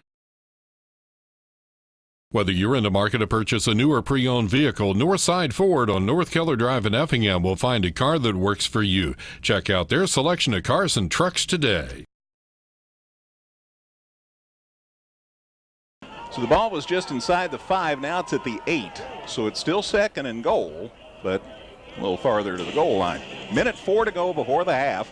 Effingham leads Benton here at EHS 21-7. Second round of the 4A playoffs. Fairbury Prairie Central was leading Columbia 14-7 at halftime in their game. The winners of those two games play next week. Hearts have a second and goal from in the quarterfinals, folks. All right, let's see what happens here. Second and goal at the 8. Shack again up under center. They're bringing the double tight end stack over here to the near side of the field so they can block. Shack's going to throw. Looking. There's the pass. Caught the end zone for a touchdown. What a grab, and congratulations, Colin Weymouth on the score, and the Hearts do execute in that last 2 minutes, Dustin, and it's 27-7 Effingham. His second catch of the game, and the score gets Effingham up by 3 touchdowns, pending the extra point here. 27-7. Bo Hefner to kick. Spencer the snap. Wolf the placement. Kicks up. Looks good to me. The officials once again agree. And it's 28-7 Effingham. 57.8 seconds left. Kickoff on the way in 30 on 97.9 XFM.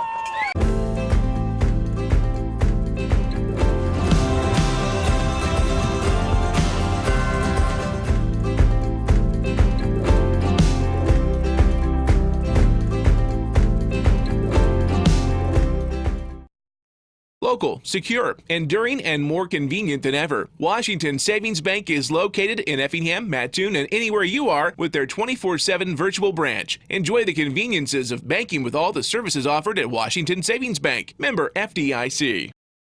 All right, Dustin White, how about that drive? Well, that was a 4-play, 35-yard drive for Effingham, and it took all of 1 minute and 4 seconds to complete. And Effingham up 28-7 here with just under a minute to go in the second half, or second quarter, I should say. Boy, you had a situation where Benton was deep in their own territory, fumbled, and they picked up the fumble and rattled 84 yards down the field to take a 7-0 lead. And you're thinking, oh, this isn't still going well. And then the Hearts had a little trouble their next possession, and now they've scored 4 times in a row. It's 28-7 Effingham. Kickoff is at the 9. And looks like Baumgart, and down goes Baumgart, and take your pick on tacklers. Holy moly. Benavides is always in there on special teams. Gunnar Franklin in there to help too. Haven Prather's in there, cast of thousands. So it'll be first down for Benton with 51 seconds left. They have 2 timeouts left, and it's their own 26-yard line. So first and 10 for Benton at their 26, 51 seconds left in the half to start this drive. Hearts have scored 4 in a row, 28-7 Hearts, under a minute to go before halftime.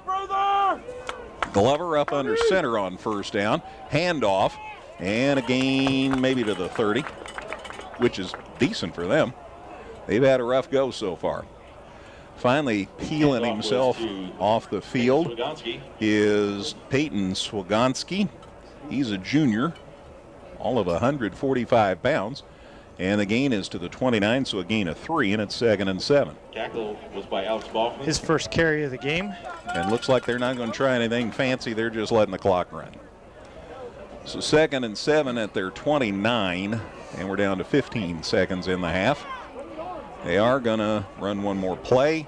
Hand off, coming to the near side. Little shake and bake, and he gets it out across the 35. That was Tyler Butler, and he went out of bounds, so they are going to have to run one more play. Parker Wolf, along with Mason Parker Wolf, one of the corners, came up to help on the stop. First down gain by the Rangers. Gain to the 38. That's enough for a first down, 9-yard gain there for Butler. And now they start the clock once they get it placed, the football placed, and it's at halftime. Wow. 7-0, the Hearts were in the hole. Then they've scored 4 straight at the half here at Effingham. Effingham 28, Benton 7. Dustin Stats scores from Gale. I'll recap the scoring on the way in a minute here on 97.9 XFM. Visit us 24/7 at danheck.com and check out the specials we have going on right now. No one will sell you a new Chevrolet or Toyota for less. Let us prove it to you. See you today at Dan Heck Chevrolet Toyota, South Route 45 in Effingham. Effingham Express Care is there for all your urgent care needs. They're open 7 days a week and no appointment is needed for all injuries and illnesses. Plus, they have on-site x-ray. And they accept all major insurance and offer a self-pay discount. For more information, visit centralillinoisurgentcare.com. This is the Compass Advisory Group Halftime Show. For all of your insurance needs, contact Corey McDaniel at 347-9697. All you superstitious people, be sure to plug your ears, okay? All you superstitious people, plug your ears. You won't hear what I'm going to say. Effingham has never won 10 games in a football season. If they win today, they'll be 10-1. Now, at the half, you can unplug your ears now. At the half here at Effingham, it's Effingham 28, Benton 7. Benton scored on a fumble when their quarterback, Keegan Glover, picked up a loose ball and ran 84 yards down the far sideline for a touchdown. Kick was good, and just like that, they had a 7-0 lead with 7:28 to go in the first quarter. But then the Hearts started to roll, scored 4 touchdowns in a row. First one came with 20 seconds left in the first quarter at the end of a 7-play, 24-yard drive. Took 2:35 off the clock, highlighted by a nice 10-yard pass play to Holden Lewis. The kick was good, and the Hearts had tied it 7-7. Effingham scored again with 7:03 to go in the second quarter. Again, good field possession, a key. 8 plays, 49 yards, 4:01 off the clock. Logan Brown back on the offense for the first time in a while, ran a 3-yard touchdown, and the kick was good, and the Hearts were up 14-7.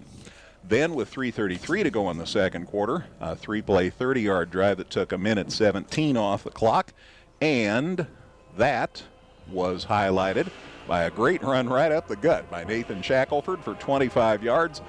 The kick was good, and the Hearts had extended their lead to 21-7. And then they scored one more time, got the ball back at Benton's 35-yard line. 4-play, 35-yard drive ensued, highlighted by Colin Weymouth's 8-yard touchdown reception. The kick was good, and the Hearts have a 28-7 lead here at halftime. 28-7 Effingham at the break. Dustin's working on many stats. The Red Regiment playing here at the half. Let's take a break. We'll be back with scores from Gale, stats from Dustin, and more here on the halftime show. Again at halftime, Effingham 28, Benton 7 on 97.9 XFM.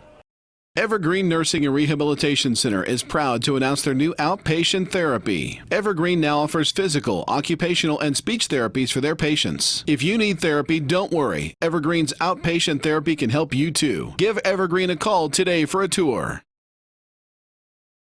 Whether you're in the market to purchase a new or pre-owned vehicle, Northside Ford on North Keller Drive in Effingham will find a car that works for you. Check out their selection of cars and trucks today. Back at Klosterman Field at halftime in our 4A second-round playoff game. It's Effingham 28, Benton 7, and Dustin White has good numbers on that first half. I do indeed, Greg. Effingham outgained Benton 239 to 87 in that first half of play.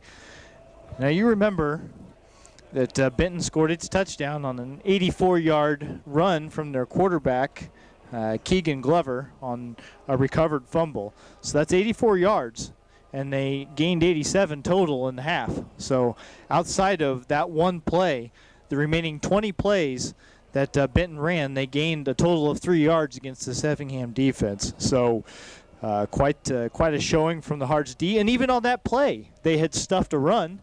You know, they had limited a running back to about 2 or 3 yards, and the ball came loose, and Baker came away with it, or not Baker, but Keegan Glover came away with it and came up with a big run. So I just wanted to illustrate how thoroughly dominant Effingham's defense has been in this first half of play.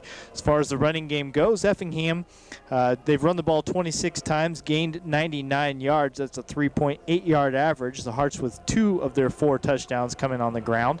For Benton, again, 91 yards on 17 running plays. That's a 5.4-yard average, but again, 16 plays and 7 yards for every play but the one. And, of course, the one did result in their lone touchdown of the half.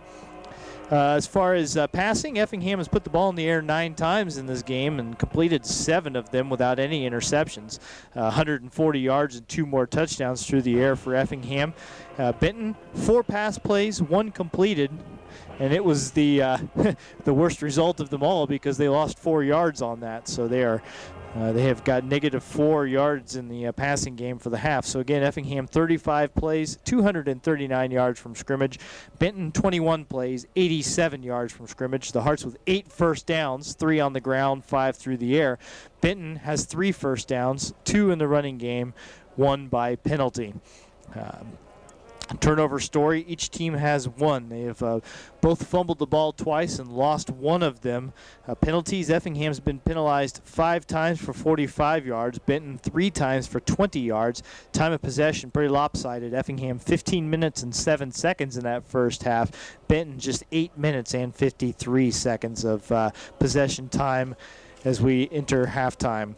As far as your individual stats, first for Benton, Keegan Glover, their quarterback, 70 rushing yards on 10 plays, including that 84-yard touchdown run. So the remaining plays, he's lost 14 yards on 9 attempts, including a couple of sacks, bookending, in fact, his afternoon as he was sacked on the very first play of the game, and then he was sacked on one of their last plays of the half. Tyler Butler, their lead running back, 13 yards on 5 carries. And then they've gotten a little bit of fill-in from Basin Davis, who had a 4-yard run, and also Peyton Swagonski had a 4-yard run for the Rangers also. Again, passing, Glover just 1 for 4. That one was a completion to Chase Thomas, but he was hit well behind the line of scrimmage as Jacob Stoneburner came in and hit him big time in the backfield, a loss of 4 on their only successful, and I put that in air quotes, successful passing play of the first half.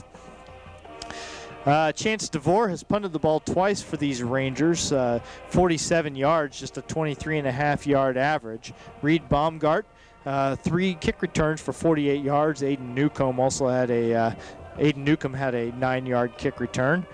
And I think that's going to do it as far as the individual stuff that I've got for Benton. Switching gears now to Effingham. Nate Shackelford, 63 rushing yards on 9 attempts, including a 25-yard touchdown run. He also had a 28-yard run there in the first half. he's really, Effingham has called his number more and more as we've gotten into the late season. And while some of the early plays didn't work out quite as well, that 25-yard touchdown run worked to perfection, as everybody, including the guys up here in the booth, were thrown off by the misdirection of the play. So that's a good one. Chase Woomer, 23 yards on 11 carries. Again, pretty tough running for him, but I think it's safe to say that has created some openings in the passing game, and also for Shackelford on some of the play action stuff. And then Logan Brown, his return to the running game, so to speak. He took a few carries against Mount Zion, I think it was. He might have gotten a couple of runs, but he's got 6 carries for 13 yards, and definitely his return to the end zone here in week 11 of the season. His last run of the half was a 3-yard touchdown run, so congrats to Logan for getting himself healthy and getting back in the running game and getting his way into the 6-point column, so good for him. As far as passing, boy, Nate Shackelford's had a good afternoon so far. 7 of 9 passing, 140 yards, 2 touchdowns, 0 interceptions, and those 7 completions have been to 5 different receivers, really spreading the ball around.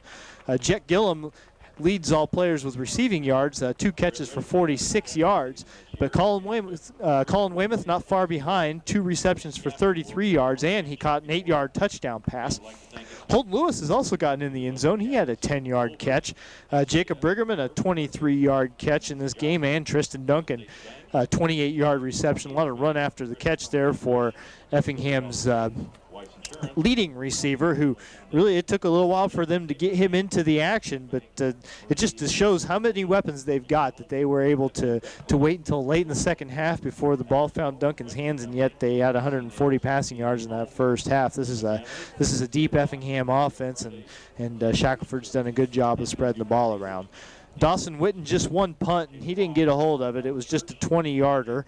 Chase Woomer, 1 kick return for 27 yards, and we better give a shout-out to Mason Hasty, who had the fumble recovery for Effingham's lone takeaway in the first half. And again, Greg, the only numbers that ultimately matter are 28 and 7, and luckily the big one belongs to Effingham here at halftime, as they are 1 half of good football away from moving on to the 3rd round of the playoffs for a 2nd straight season, and that would sure be something special. Work left to do, but Effingham looking good here at halftime.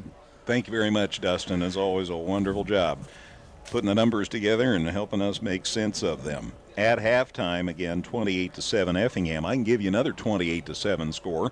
Gail, I don't mean to steal your thunder, but 7 minutes left in the game. It's Fairbury Prairie Central 28, Columbia 7.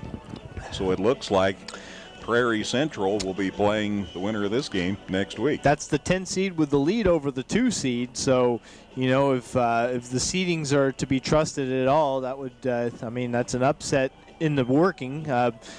Still a half of football to play. Columbia undefeated. So, they probably got a little run left in them. But sometimes you find with a team that runs the table throughout the season that they run into the playoffs and run into a little bit of adversity. Maybe they, I don't know anything about Columbia, but they might, it's unfamiliar territory. And so Fairbury Prairie Central giving it to them pretty good. And I'm sure Effingham would probably rather play the 10 seed than the 2 seed, all other things being equal. So, man, this playoff field shaped up pretty well for the Hearts. You still got to go out on the field and take care of business, but man, it's looking good right now. Effingham has again dominated this Benton team's offense. They have, outside of one fluky play, they have shut them down, and with a capital S. Well, we've talked about scores here and between Columbia and Prairie Central.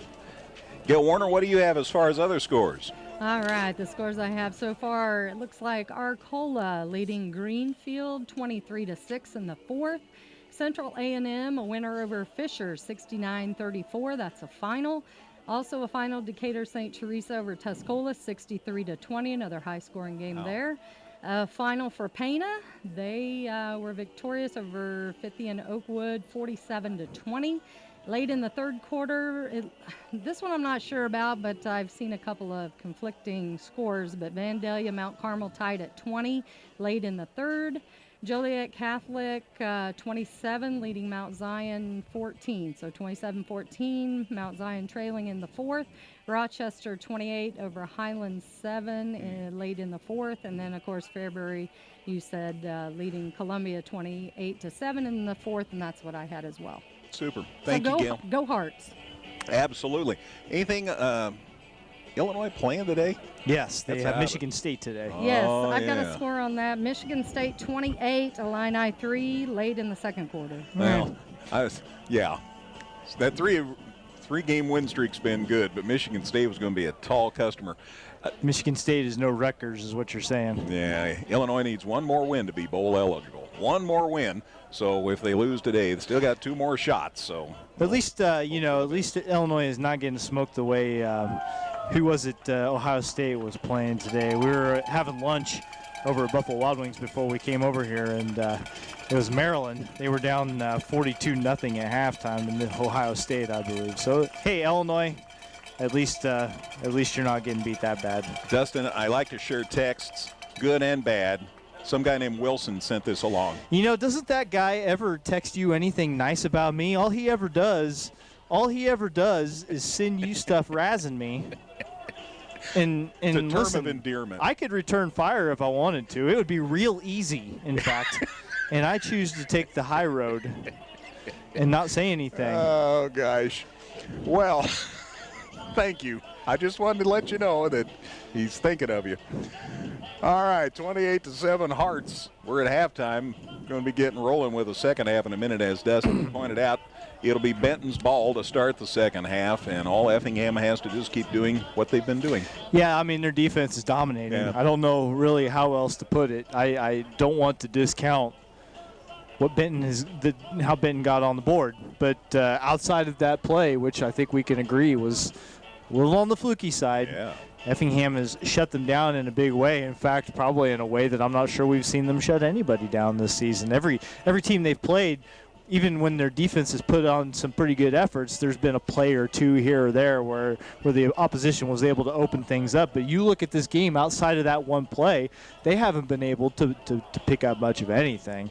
And if you can keep that up, and, Effingham goes deeper also. That's another thing you got to think about, is you talked about Benton having to play a lot of guys 2 ways, and the Hearts don't have to do that as much. So as the game wears on, you think that can only work to their advantage. So hopefully that's just another piece to this second half puzzle for Effingham, and they can maybe get a couple of scores and really get in the driver's seat.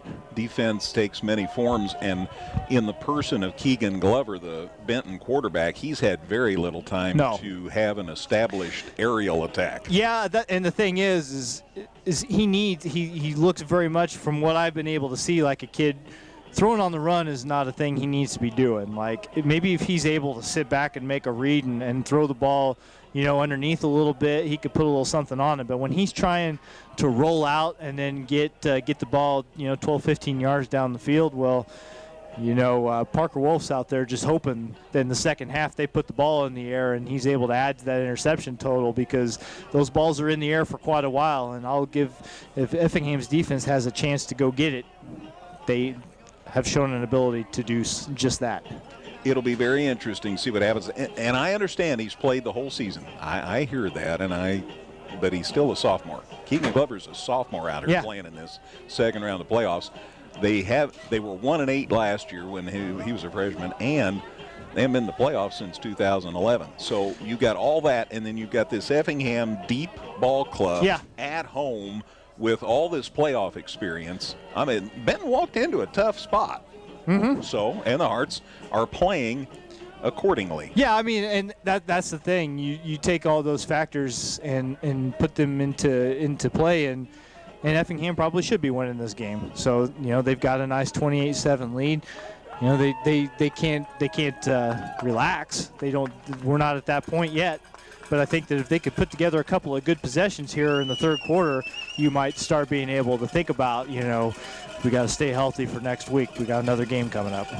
And the kids, I'm guessing, would say, hooray, it's 28-7. We get to play a whole ball game. They only played a half last week. Yeah. They've had that happen so many times, and now it's 28-7, and you don't know what this team might do if they played 4 quarters. Well, and we have spent a lot of time on these airwaves talking about various records being broken here and there, and you think about, boy, if they had played a few more closer games but still been able to put those numbers up, how much bigger some of those stats would be. Of course, the counterpoint to that would be that if you were playing teams that you weren't blowing out in the first half, maybe you wouldn't stack up those stats. It's hard to say, but you look at the talent that a kid like Tristan Duncan and Nate Shackelford have, and you figure they're going to do something against pretty much anybody. But still, I'm sure they are excited just to get a chance to play some meaningful possessions in the second half and stay loose. And I'll say it again, and I know people will say, oh, Greg, that's crazy, because I get that a lot. But the Hearts have never won more than 9 games in a football season. All those years of Coach Klosterman, they didn't have the playoffs. Coach Mack, Drew Potoff, great ball clubs. They've never won 10 games in a season, and they are on the brink. Here's the kickoff to start the second half. End over end, taken inside the 10. So another nice kickoff by Angel. And it's Baumgart who has the return. And he gets it out across the 25. Gets it about the 28, and that's where Benton will start at 1st and 10 here to start the second half. Yeah, after that first kick of the game where Angel was having to kick it into the wind, he's done a good job of sitting those right between the 10 and the 5 so far, and then Effingham's coverage has done a pretty good job of limiting things, and so it has kept Benton in not particularly great starting position like they are here at the 28-yard line. 1st and 10. Let's see what happens here. They've got Glover up under center. They hand it off, and still on his feet. And I think Tyler Butler, it is, out across the 30 to the 32, I believe, which would be a gain of 4 and make it 2nd and 6. 2nd and 6 at the 32. Mason Hasty, old number 36, strikes again on the tackle. Well, he got more than I thought. He got 5. A little extra scooch on the spot there. All right, so 2nd and 5 for the Rangers at their 33-yard line. Handoff. Again, Butler goes to the far side. Down he goes, very close to a first down. It's as good as they've looked on back-to-back runs, though, as he didn't quite get to the first down marker but got pretty close. Went down awkwardly, and he's limping off the field a little bit, so Butler is not going to be in there for this 3rd and short play right here. So you wonder if that's residual from when he got hurt earlier. They lost a yard. They gained to the 37, a gain of 4. So it is 3rd and less than a yard. Yeah. 3rd and less than a yard. But they're apparently going to run this play without Butler. Yeah, he came off the field. He's there on the sideline. Nobody's looking at him. He doesn't have a trainer talking to him, but he definitely came off the field gingerly. Glover ran off to the sidelines to check. I don't think they have time to get a play together, so Benton has to call time. Glover went to the sidelines, then ran back out to the huddle, and they decided better call time here and not mess this up. So let's take a 30-second break. 10:28 to go, 3rd quarter. Effingham 28. Benton 7 on 97.9 XFM. Success takes teamwork. That's why HSHS St. Anthony's Memorial Hospital's team works together to care for your team. When injuries or illnesses sideline you, St. Anthony's is committed to providing care right when you need it. You can depend on St. Anthony's convenient care for fast, comprehensive care to get you off the bench and back in the game. HSHS St. Anthony's Memorial Hospital's convenient care. Together, our team caring for your team. We'd love to stop Benton their first possession of the second half when you're up by 3 scores. Yeah, you don't want to let them come out of halftime and get anything to feel good about, any sort of momentum at all. So big play for Effingham's defense right here. Glover up under center. 3 backs. 3rd and less than a yard. There is the handoff, and he got it. Going to be close, but I think he got it. Yeah, looking at where the line judge is coming in, they are going to move those chains. It was an interesting set, 3 backs behind the quarterback. Now, Tyler Butler did come out of the formation. Swagonski got the gain. He ended up carrying to the 39. So he got 2. They needed 1. First down for Benton. 10:10 to go, 3rd quarter. So they get a new set of downs. Glover up under center. Fakes the handoff. Now he's scrambling. Down he goes. Woo-hoo. Woo! Haven Prather. Who else is in there and sharing the wealth? Let's see. Mason Hasty strikes again. Man. The funny thing about that play, Greg, is that they faked the handoff to Butler, and he got wrapped up behind the line of scrimmage too, so they tackled all would-be ball carriers just to be on the safe side for a loss. So it's second down and a loss of 2, back to the 37. So 2nd and 12. And Dustin has been good to remind us about how effective Effingham's defense has been. You get all laid up with the scoring, but boy, they have just put the clamps on them defensively. So 2nd and 12. They've got a man split out here wide to the near side. They throw across the middle. It's caught out there, short of the first down. The catch is made by Quinn Gayaski. There is a flag on the play in the backfield. Yeah, back about the 21, and it's on Benton. So it's a 5-yard. So that play never happened. Yeah, do-over. So the flag's at the 31. Illegal shift on the offense. 2-minute motion. Both didn't get set for 1 second prior to the snap. All right.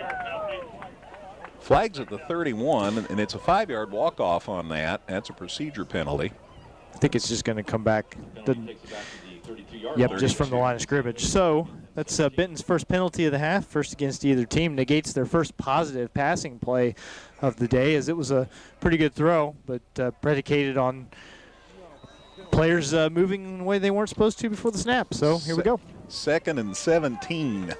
He was 2nd and 12, the 5-yard walk-off. Now it's 2nd and 17. They hand it off, and nothing. Maybe a yard. Yeah, Butler took it. Again, they've gone with some heavy sets in the backfield. Doesn't really get any further. Yeah, boy, Hasty and Prather and Bauman all in there on that stop. And I lost my roster here. I turned around and there were no numbers there. Austin Herbeth had a look in there on that stop as well. So it's at the 34. Yeah, a couple of yards on that play, but just still not a lot of room. So it's 3rd and 15 now for Benton as the sun goes down. Here's the pass out in the flats, and it's incomplete. Nice defense by Luke Spencer. Yeah, they tried to go downfield to Quinn Gayaski, who caught the ball on that negated play a couple of plays ago, and couldn't get it, couldn't look it in. So it's going to be 3rd down or 4th down coming up. Good work by Spencer. He and Wolf play at those corner spots most of the time, and they've just done a heck of a job this year. So it's 4th down and 15. So they're going to punt. And he'll be punting from about the 20, where Chance DeVore will let this one go. So the Hearts, again, against the wind. This could be great field position. There's the kick. Nice kick. It hits at Effingham's 42, and that's where it dies, man. Just like Larry Wilson's 9-iron. Just died as soon as it hit the turf. So, right? It always dies, right? Oh, man, 41. Let's call it the 41. So from the 34 to the 41, that's only about a 25-yard punt. And the Hearts have great field position again at their own 41-yard line. Speaking of 9-irons, for those of you that play in the Veterans Day golf outing every year on Veterans Day, this year, because of the forecast, they're going to move it to tomorrow. So it's at 11 a.m. tomorrow at Cardinal. So if you've been wanting to play and help the vets, there's an opportunity. Handoff up the gut, and not bad as Chase Woomer gets the handoff, and a gain close to the 45. 44 is where they'll sit it down. Gain of 3. It's 2nd and 7. And quick offense here. There's the snap, and coming to the near side, Woomer. Oh, he stopped. Lost his footing, got it back, and he dives, and I think he has a first down. Yeah, I think he did get across the marker. Kind of a slow developing play after Effingham rushed to the line and snapped it quickly, but Woomer strung it out, kept going, and just eyeballing this, they are going to move the chains. Gain of 7 to Benton's 49. So a new set of downs for the Hearts into Benton territory. From the gun, Shack looking to throw, got a man, and he overthrew him. Holden Lewis couldn't get off the off-ramp in time, and he was at least double covered, if not triple covered. It's kind of like a zone defense if you're playing basketball, and there just wasn't much room for Holden Lewis out there. And clock stop was 7:33 to go on the incompletion. But the Hearts are still hustling to the line. They're still running it quick, even with the clock stopping. 2nd and 10. Shack fakes the handoff across the middle. Oh, right through Kalber's hands. Cam is not happy. That ball should have been gone. You wonder if Effingham is doing this for the reasons we talked about. A little more depth for them. Benton having a lot more guys going two ways, trying to take advantage of that and get them a little winded here in the third quarter. So it's 3rd and 10. Shack again looking to throw across the middle. He's got a man, and he overthrew him. So it's 4th and 10. So this drive's going fast, but to no effect. Kalber was the intended receiver, but Shack overthrew him by about 10 yards. So about 50 seconds elapsing off the clock there as the Hearts gain a first down on a couple of Chase Woomer runs, but then 3 straight incompletions, and Dawson Witten going to try to pin them back a little bit. And again, Benton working against the wind this quarter. High snap over Witten's head. He falls down, now covers it up, and it's going to be back inside Effingham's 30-yard line where Benton will start this drive. Wow. That happened to Dawson last week. He had to eat a big loss because of a snap that went well over his head. And this is all the way back inside the 30. In fact, at Effingham's 28. 28-yard line of Effingham. That's where Benton will get the ball to start this drive. So this is a huge break for the Rangers and a team that likes to run the ball. Now they have a short field. 7:18 to go in the third quarter as they start this drive. Hearts in front here, 28-7. But Benton with the ball 1st and 10 at Effingham's 28. And Glover ran into his own man, and then Weymouth takes him down for a loss. Well, that worked out. That guy, I think, was supposed to set him a block, and instead Glover ran into him, and then Weymouth took care of the rest and takes him down outside the 30. So a loss of 3, and it's 2nd and 13. So that worked out well. Hearts have scored 4 straight touchdowns since Benton scored on their first possession after they fumbled. Glover rolling to the far side. Hearts have him on the run. There's the pass, and he underthrew it badly. Incomplete, and that'll be 3rd and 13. Trey Hosick was the intended receiver. So 3rd and 13. The incompletion stops clock with 6:41 to go in the third quarter. Yeah, Ben putting the ball in the air a little more frequently so far in the early goings of the third quarter than they did in the first half because they're trying to make up a 3-touchdown deficit, but so far they haven't been able to complete anything. Again, Fairbury Prairie Central also leading Columbia 28-7. The winners of those 2 games will play next week. Hearts will be on the road, whoever wins that other game. Hearts shift on defense. Glover from the shotgun. Good snap, looking to throw, throws back across his body. It is caught, and then a short run after the catch as Hearts did what they could to hang on after the catch was made out there by Tyler Butler, and it ends up at the 31. So no gain on that play, and it's 4th and 13. So 2 completions now for Keegan Glover, but he still hasn't gotten a completion for positive yardage. I'm not exactly sure who all was in on that stop. I know Herbeth was there, but again, there have been very few solo stops today. 4th and 13, obviously they're going for it, and down goes Glover, and he about got stripped of the ball. Hearts football, and they've got it at about Benton's 30, or at their own 34-yard line. So a 3-yard loss as Glover tried to go for it on 4th down, and he lost 3 on the sack, and it's 1st and 10 for the Hearts at their 34-yard line. That's just another example of the pocket collapsing on Keegan Glover before he even had a chance to do anything at all. Gets hit in the backfield again with the sack, and Effingham taking over possession. Hearts threw 3 times and punted moments ago. Now it's been 4 downs and a change of possession back to Effingham. And wow, they gave the ball off to Chase Woomer, and he hit a truck. I don't know who it was that was in his way. I think it might have been Logan Williams, who goes at 6'3" and 220, and Woomer is about 160 so you understand the problem. Hit something 60 pounds bigger than you, and it is at the 34. That's no gain, and it's 2nd and 10. Well, that's the assignment that Woomer has drawn today, is to just run into those big linemen and give them that to think about and open up some of the other plays that have been successful for Effingham's offense. 2 guys split wide to the far side. Woomer gets the handoff again. Remember, they threw 3 times their last possession. Now they run with Woomer and might have lost a yard. Tackle again by Garrett Cardwell. Yeah, with a 3-touchdown lead, keeping the ball on the ground, you're not gaining anything, but you are gaining seconds toward the final 0 count here. Lost 1, 3rd and 11, back to the 33-yard line. But you are right. Clock continues to run. 4:50 left in the 3rd quarter. Hearts lead 28-7. They would go to 10-1 on the season with a win and be in the quarterfinals for the 2nd straight season.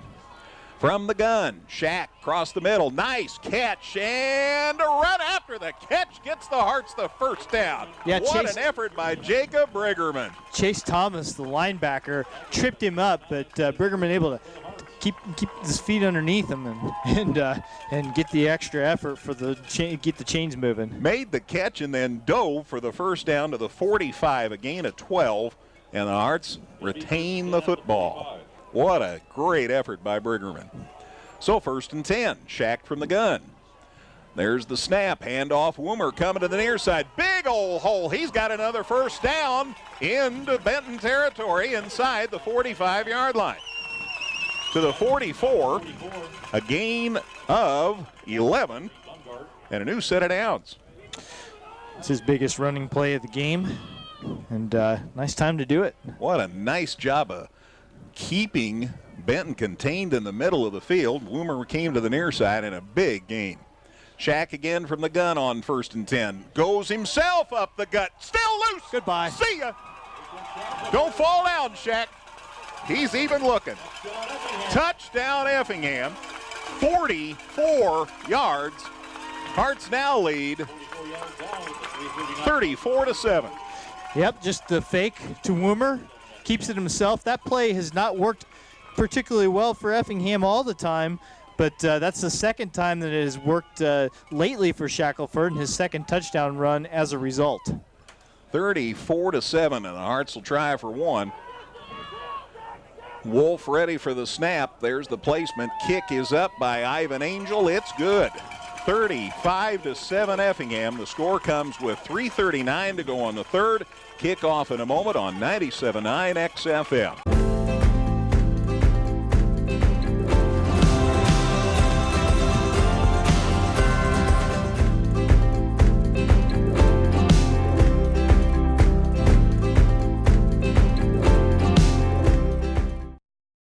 Local, secure, enduring, and more convenient than ever. Washington Savings Bank is located in Effingham, Mattoon, and anywhere you are with their 24/7 virtual branch. Enjoy the conveniences of banking with all the services offered at Washington Savings Bank. Member FDIC. Nathan Shackelford, 44 yards for the score. Hearts now lead 35-7. Here's Ivan Angel's kickoff taken again inside the 10. He has been consistently excellent. Up the gut. Baumgart gets it across the 25 to about the 27. Gunnar Franklin in on the stop, number 10. And who else is in there? Zach Slifer. Get some kids some mention on the radio when I get an opportunity. It is at the 27-yard line. 1st and 10 for Benton at their 27. 3:33 to go in the 3rd quarter as we start this drive. Hearts now lead at 35-7. That drive, 5 plays, 66 yards, took 2:19, highlighted by Nathan Shackelford's 44-yard run right up the gut. He has done that many times this year, and the Hearts now have a 4-score lead. Handoff and a run, and getting near the 30 is Tyler Butler. To the 30, to the 28.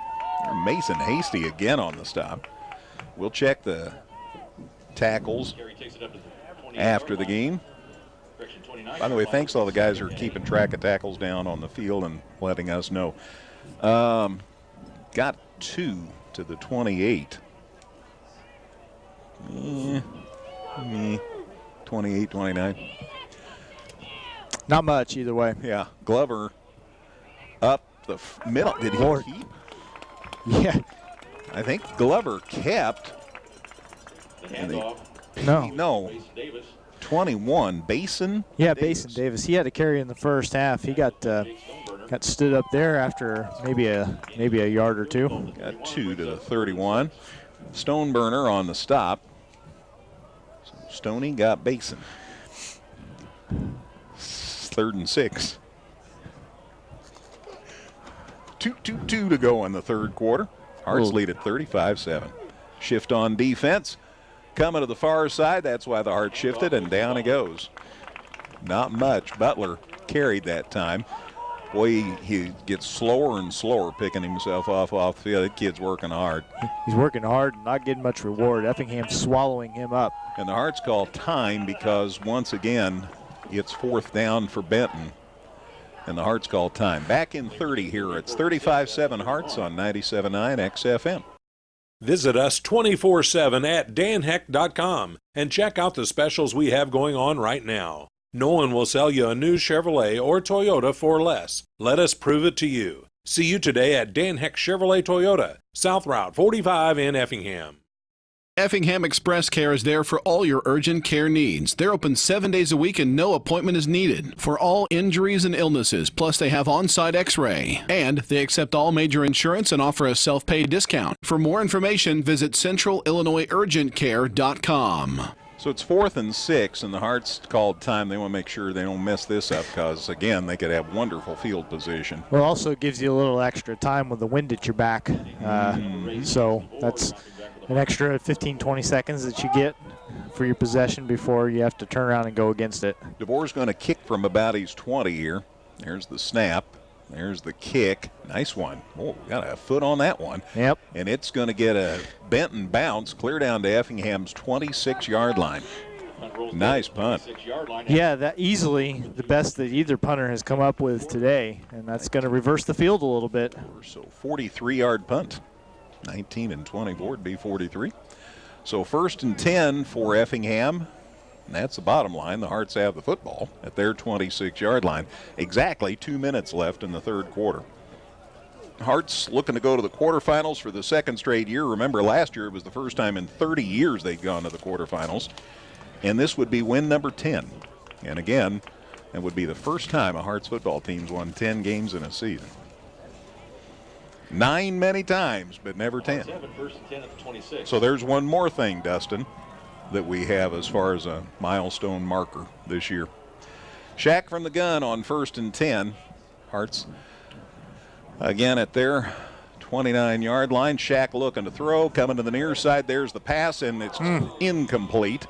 Wow. Looked right on the hands of Holden Lewis, but again, good defense by Baumgart was right there with him. Yeah, might have snuck through the hands and doinked off the face mask a little bit there. And obviously had a defender closing in on him as well. Always something he had to think about. So Effingham quickly back to the line, though. 26-yard line. I think I said the wrong yard line a moment ago. Fake the throw. They run it up the gut. A nice gain on 1st down. And coming out of the midst of things is Chase Woomer. Was the ball carrier. And a gain to the 32. By Logan Williams. Into the 32. And quick run, and coming up the middle, Woomer. They ran him around the right side of the line again, and a gain to the 40, and that's enough for a 1st down. On the carry, picks up a 1st down for the Hearts. So a gain of 8 to the 40, and a new set of downs here for the Hearts, and they're going to keep this hurry-up offense rolling. Snap, Shack looking to throw, going deep. He's got Duncan there, and he overthrew him. Boy, they beat the world, but even Tristan couldn't catch up to that throw. He was running free, but the throw led him way too far as Duncan got well behind the Benton defense and had them burnt, but just nowhere. The throw just way too far over his head. Clock stops with 1:18 to go in the third quarter, brings up a 2nd and 10. Handoff this time, and Woomer got undercut. Out across the 40 to the 41. Maybe no gain. Maybe a yard. Give me a yard. It's 3rd and 9. He's trying to sidestep a pile there just beyond the line of scrimmage and wasn't able to completely see his way clear of it. Someone reached out and dragged him down after a slight pickup. Dracula time of night. Sun's about going down. We can now see the whole field. They've had the lights on since before the game started, so everybody would acclimate themselves better.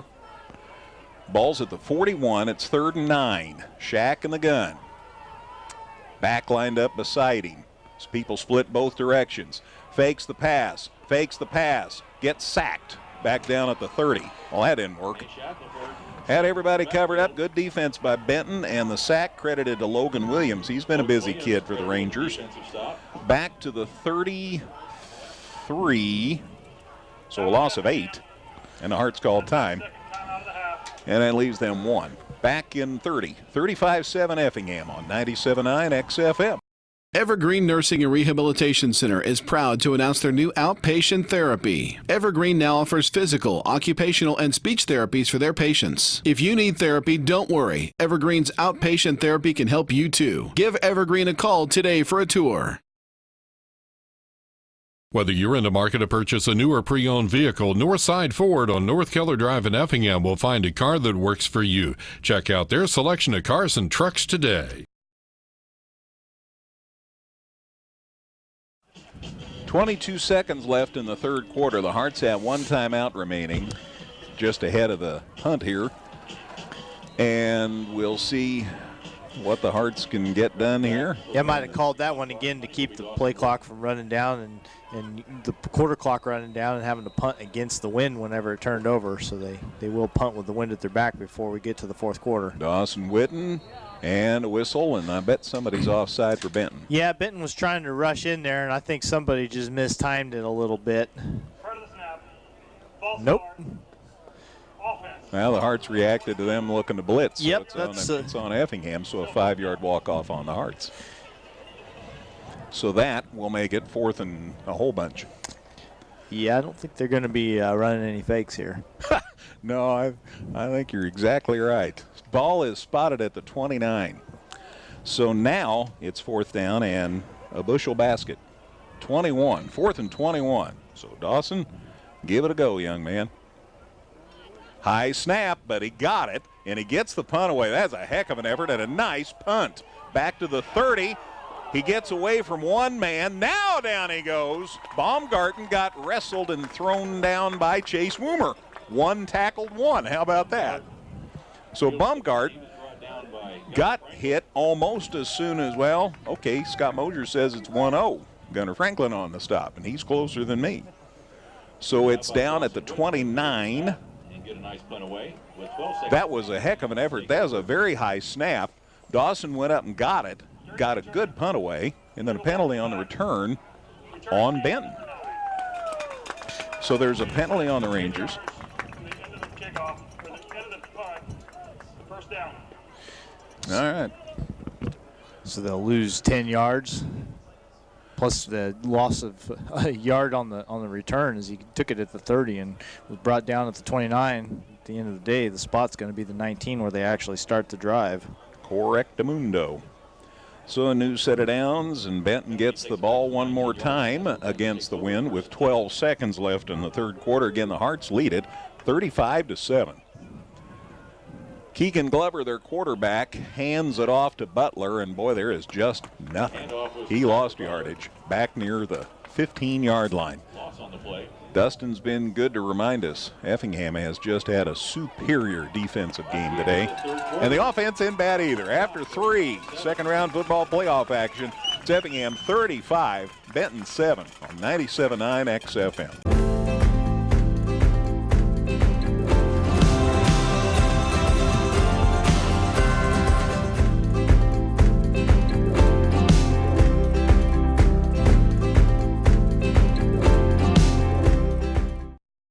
Local, secure, enduring, and more convenient than ever. Washington Savings Bank is located in Effingham, Mattoon, and anywhere you are with their 24/7 virtual branch. Enjoy the conveniences of banking with all the services offered at Washington Savings Bank. Member FDIC. So the Hearts added a score in the 3rd quarter. And it's 35-7 Effingham. And it is Benton's ball at their own 16-yard line to start the fourth quarter. It is 2nd and 13. They lost 3 on that first play. And there's the snap, and Glover out here in the flats. The pass is complete to the 20, and then everybody kind of grabs a hold. Parker Wolf was there first, and then he got some help from the lineman, Bauman, among others, over there on the stop. Jacob Logan's over there. Hadn't mentioned him yet today. It is complete to the 22. Gain of 6. Be 2nd and 4. Or 2nd and third, Greg. 3rd and 11. That's their first positive yardage on a passing play all day long. Looking to throw, and here come the Hearts again, and down goes Glover. Back at the 21. Haven Prather, Bauman, Witten. Holy cow, I got all kinds of people I can talk about. Stoneburner was in there. Call it the 21, so a loss of 1. Ball is at the 21, and it is 4th and about 8. And they'll be looking to punt here, I would suppose, even though it's 35-7 in the fourth quarter. Yeah, I mean, they hate to do it. You know, you got 4 scores to make up in less than a quarter to play, but given the down distance and location on the field, I don't know what else you do. All right. Effingham's defense has been so good. Punts down around the 10, and he gets it away, and boy, he smoked this one. Yes, he did. Wow. Hits inside Effingham's 40, and then Dyser touched one of the Benton kids, so now he picks it up. I was thinking, young man, you better grab that football. Yeah, that would have been an even better punt if it gotten a friendly bounce, but it checked up right there about the 37-yard line, I think is where they're going to spot it. And Columbia 22. Peyton Bayless tagged it out. Call it the 30. They've got 37 on the board, their side of the field. So 37 is where the Hearts will set it up 1st and 10 here. Columbia's making it a game. They're gaining on Prairie Central. Prairie Central still ahead, and it's got to be late. They were an hour ahead of us. 10:26 left in our game. Shack up under center on 1st and 10. Handoff. That's Logan Brown. Look at this run. First down and then some. He gets it near midfield. Nice run. Glad that he's getting a chance to be directly involved in the offense, and it's a nice change of pace. Chase Woomer, you know, if you're thinking ahead, all kinds of good things involved there. 48, 37 to the 48, right? Yep. Gain of 11. New set of downs. Biggest run of the day for Logan, his 7th carry of the afternoon, and first touch he's had since before halftime. Got a final on that game we were talking about a moment ago. Thank you. Handoff. Ooh, not much. I got a yard. Logan Brown was one of those timber falling down plays. Let's see where they spotted. Looks like pretty much 49. Maybe a yard if we're feeling really, really generous. Gain a yard to the 49. That is a final. That Fairbury Prairie Central Columbia score. Prairie Central 28, Columbia 22. So the 2 seed is gone, and the Hearts will be at Fairbury next week. So Fairbury Prairie Central wins at 28-22. Shack rolling to the near side, wants to throw, got away. There's the catch. Gillum, good run after the catch. Inside the Benton 45, very near another first down. He caught that short pass, and the defender had an arm around him, but wasn't able to wrestle him down. Gillum's a big boy, and he shook him loose and got almost to the first down marker. It's awfully close. Call it the 43 of Benton from the 48, so in gain of 9, 3rd and 1. 3rd and 1, less than a yard actually. Hearts at the Benton 43. 8:43 left in the game. And Shack says, give me the ball. He just keeps it, and he's still on his feet. He never went down, and he's inside the 35-yard line. We want to keep you healthy, Shack, so it's okay to go down. Yeah. I'd be okay if they didn't call his number too many more times this evening. Gain of 10, 43 to the 33. Shack has had him a day. 2 touchdowns, and 110 yards on 12 carries. Man, oh man. One of those a sack. You can't really hold that against him. You have to for statistical purposes, but nonetheless, Nate has been a very productive runner in the last month or so, and this game is another example of that. Had better than 200 yards last week. Shaq sits him down, handoff. Logan Brown going off right tackle. Good gain inside the 25, near the 20. Oh, you know he's feeling good. He got a little hurdle in there at the end of the run, and they're going to move those chains again. Call it the 22, a gain of 11. And Arts another set of downs. Yeah, and the clock's under 8 minutes. Starting to show which team is feeling fresher right now and which team is a little more powerful up on the line. Shaq up under center on 1st and 10. Looking to throw. Pass caught out here in the flats. Good run after the catch, too. Still on his feet. How about a touchdown for Effingham? There it is. Little tightrope walk along the left sideline there for Jacob Briggerman. Gets himself into the end zone. And it's the third different Effingham receiver to catch a touchdown pass. And the Hearts, I think they're going to be going to Fairbury Prairie Central next week. Once again, a great run after the catch. 41-7 Effingham. The score comes with 7:35 left in the contest. It should be Bo Hefner's try on the extra point, that is. Spencer to snap, Wolf to hold. There's the placement, the kick's up, and it just made it. Just across the crossbar. 42-7 Effingham, 7:35 to go. Kickoff on the way in a moment on 97.9 XFM. Visit us 24/7 at danheck.com and check out the specials we have going on right now. No one will sell you a new Chevrolet or Toyota for less. Let us prove it to you. See you today at Dan Heck Chevrolet Toyota, South Route 45 in Effingham.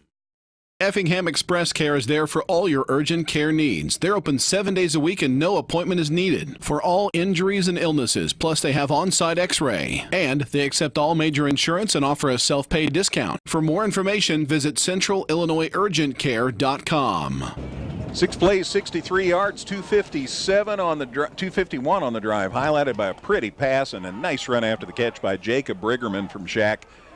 Hefner's kick was good, and the Hearts lead at 42-7 with 7.5 minutes to go. Baumgart again on the return, and he gets it out across the 35-yard line. Sean Cochran, old number 30, in there on the stop. I say everybody's old there.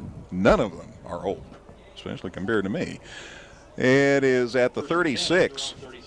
36 is where Benton will start this drive with 7 minutes, 30 seconds to go. Hearts are going to go to 10-1, second straight year in the quarterfinals of the 4A football playoffs. That is astounding. And they're going to Fairbury Prairie Central. I don't know where Fairbury is either. Here's a pass, caught! What a catch! And the interception. Parker Wolf, and that ties the record. It sure does. That's his 10th interception of the season, which means that he has equaled Mike Tegler from 1970 and Tim Stewart from 1980. And that's Parker's 8th interception in the last 3 games. So he was not even knocking on the door of that record. He had 4 last week, 3 the week before, and then 1 today. So 8 in the last 3 games, and equals the school record for interceptions in a season. It'll be 1st and 10 for Effingham at their 31-yard line. So up for grabs. That's 10. That's 10. Yeah. Telling Boz, Steve Boswell working down there in the PA, so they can announce it. Parker has tied a record up the gut. I think that's Woomer out across the 35-yard line. Ball carrier was Keegan Baker. Yep, we've gone to the B team. Keegan Baker on the carry, and this bunch between Baker and Donsbach, they've done a great job. So Keegan Baker a gain to the 36, gain of 5, and it's 2nd and 5. 7 minutes to go. Coach Hefner will be on the post-game show. He'll be happy. All of Dustin stats, state approved, by the way. I am a state employee. All of the scores from Gale, who bakes, and CJ's up freezing up top, getting all the video on this. You'll want to see it. Nice run. I want to see who that is. That's Donsbach to the 41. That's a gain of 5, and that should be enough for a first down. First down, Effingham. Gain of 5, gain of 5. Move those chains, right? Arnold family happy to oblige over there. They've had another great year. I think this is 87 years that the Arnold family has been the chain gang here at Effingham. Maybe not that long, but it's been a while. First down for the Hearts at their 41-yard line. Beautiful sky. God is smiling on Effingham right now. Up under center, Shack looking for the deep man. And a good run, and then Baker hits the turf at the 44. Gain of 3. It'll be 2nd and 7. Tackles by Blake Niesel. 2nd and 7 at the 44. 2nd and 7 from the 44. And we're under 6 minutes to go. Wow, what a season this has been, and I'm glad to know it's going to go at least one more week. Man, oh man. So yes, there will be a week 12. Back-to-back trips to the 3rd round. It's just it's not a thing that happens very often. So again, soak it in. This is special stuff that Effingham's doing this year. Rarefied air, you bet. Shack's still in, even with a junior set of running backs, and a good gain, and now the entire Benton team. A little bit of a rugby scrum, pushing everything back a little bit. Forward progress is going to be a little bit of a gain. Donsbach a gain to the 48. So from the 44 to the 48, a gain of 4. And we're down to 5 minutes to go. Shack checking the sidelines. Jet Gillum back in the game. As the Hearts sit down Edgar Castillo, who was in there for Effingham. Stoneburner's back. So some of the A-team back out on the field, and Duncan split wide to the right. So let's see what is going on here. Shack, handoff, Baker, first down and then some, gets near the Benton 45-yard line. I think that's what Coach was after. He was just wanting to make sure they got one more first down. Opportunity for Stoneburner to do a push-up while he was down there. Now he trots off the field. So they got the first down. That was the name of the game, to the 46 of Benton. So a gain of 6. And the new set of downs for Effingham are down to 4:20 to go. That was Baker that carried? Yes, sir. Okay, Keegan Baker to the 46 of Benton. What a sundown. Holy cow. It's pretty.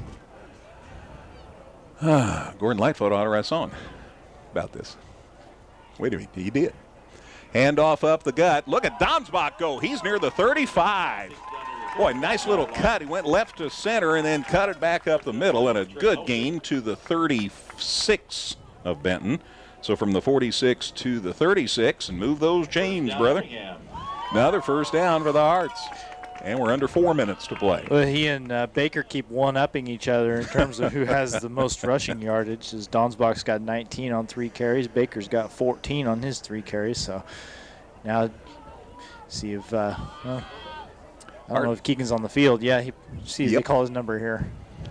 Holden Lewis split wide to the far side. Tristan Duncan joins us down here on the near side of the field. 1st and 10. Shack hands off Baker up the gut. Gets it to about the 32-yard line. 36 to the 32, a gain of 4. It'll be 2nd and 6. And the Hearts just chewing up yardage. Down to 3:14 to go in this one. Again, the Hearts are going to go to 10 and 1. Lots of times we've talked about 10 wins in a season, and hadn't happened until this year. The Hearts are going to go to 10 and 1 with a win here. And they mention on the PA the record-tying performance on that last pick by Parker Wolf, and a big round of applause. And again, the fact that he had 2 interceptions, going into the Week 9 game, right? Timeout called by Effingham. Yeah. So, and to turn that around into equaling the school record, quite an impressive feat. Hearts call time. That's their last time out. So let's take a break, Gail. 2:42 remaining. Hearts 42, Benton 7 on 97.9 XFM. Evergreen Nursing and Rehabilitation Center is proud to announce their new outpatient therapy. Evergreen now offers physical, occupational, and speech therapies for their patients. If you need therapy, don't worry. Evergreen's outpatient therapy can help you too. Give Evergreen a call today for a tour. Whether you're in the market to purchase a new or pre-owned vehicle, Northside Ford on North Keller Drive in Effingham will find a car that works for you. Check out their selection of cars and trucks today. So the Hearts call a quick timeout. They are out of timeouts. Thankfully, that's pretty much a moot point. 2:42 to go, and Effingham leads at 42-7. They will be going to Fairbury to take on Prairie Central. Fairbury won 28-22. FPC, that's what we'll call them. FPC.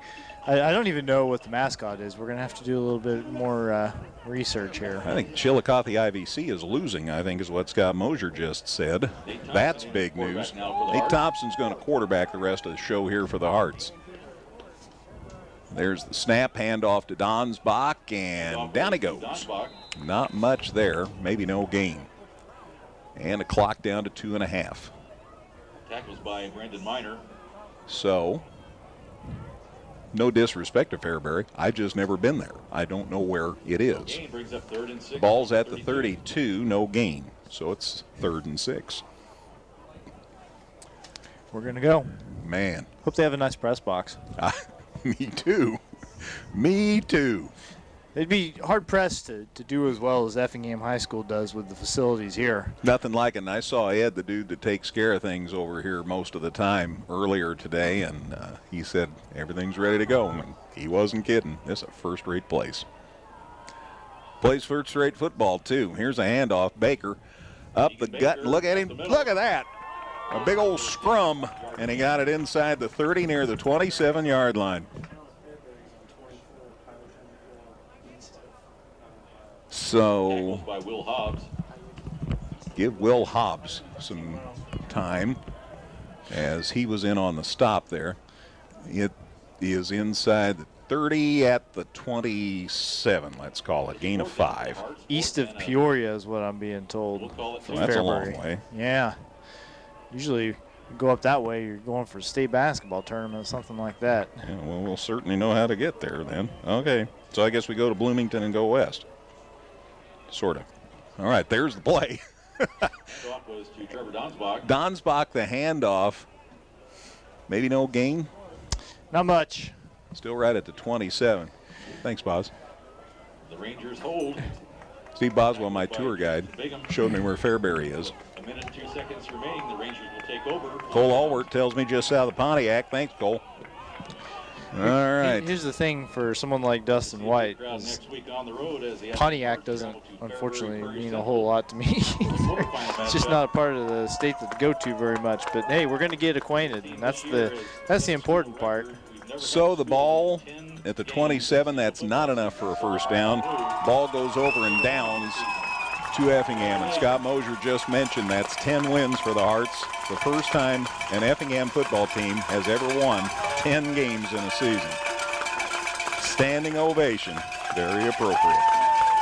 Ball's at the 27. That's where Benton will start this drive with 1 minute and 2 seconds left. From the shotgun, there's the snap and the handoff and the gain to the 30. Peyton Bayless quarterbacked that play, and he handed it off to Peyton Swagonski. The junior gains to the 30, a gain of 3, and it's 2nd and 7. Lesta Gilman, my nephew Travis tells me, he knows. He's been around. So a gain of 3 to the 30, 2nd and 7. Down to 34 seconds. This could be the last play of the game, gang. From the shotgun, there's the snap. And the handoff and out across the 35-yard line. Nice gain, close to a first down, but I think short. That player who gained is Swagonski again. It is enough for the first down. And 16 seconds left while they move the chains. So the gain is to the 36-yard line, so a gain of 6. Enough for a first down. And this, they wind up the clock. They don't have to run a play. They do.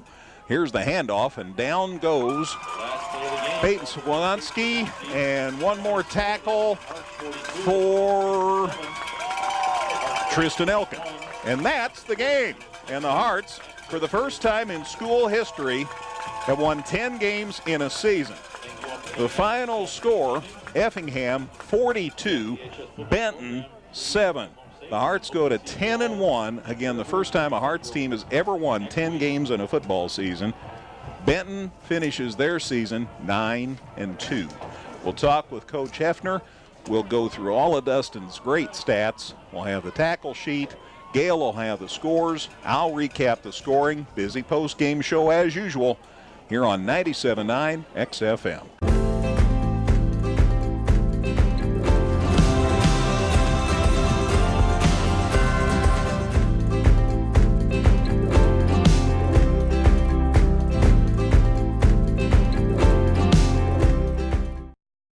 Local, secure, enduring, and more convenient than ever. Washington Savings Bank is located in Effingham, Mattoon, and anywhere you are with their 24/7 virtual branch. Enjoy the conveniences of banking with all the services offered at Washington Savings Bank. Member FDIC.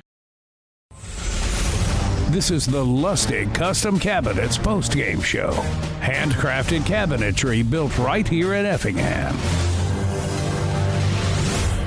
Back at Klosterman Field, and the final score in the state second round 4A playoff game here at Effingham. Effingham 42, Benton 7. And again, the Hearts go to 10-1 on the season. It's the first time a Hearts team has ever won 10 games in a football season. That is something mighty special. Now, a man is blessed who has friends. Cole Albert says that Fairbury is just south of Pontiac. My nephew Travis says it's west of Gilman, southeast of Pontiac. My friend Bill Evans says it's halfway between Bloomington and Joliet. So lots of people have weighed in on where is Fairbury. It's in Illinois. Larry says it's up north. Dustin says it's in Illinois, hence the IHSA playoffs. So Hearts a winner, 42-7, 10-1.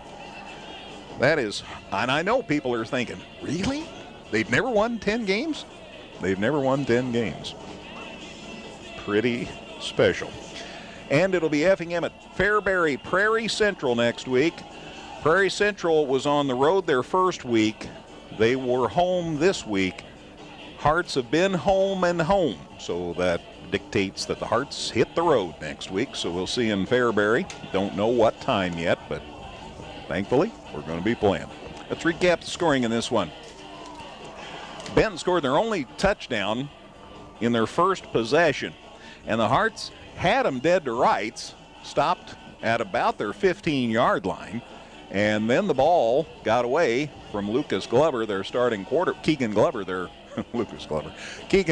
starting quarterback, and he picked up the ball at the 16 and ran it down the far sidelines, 84 yards for the touchdown.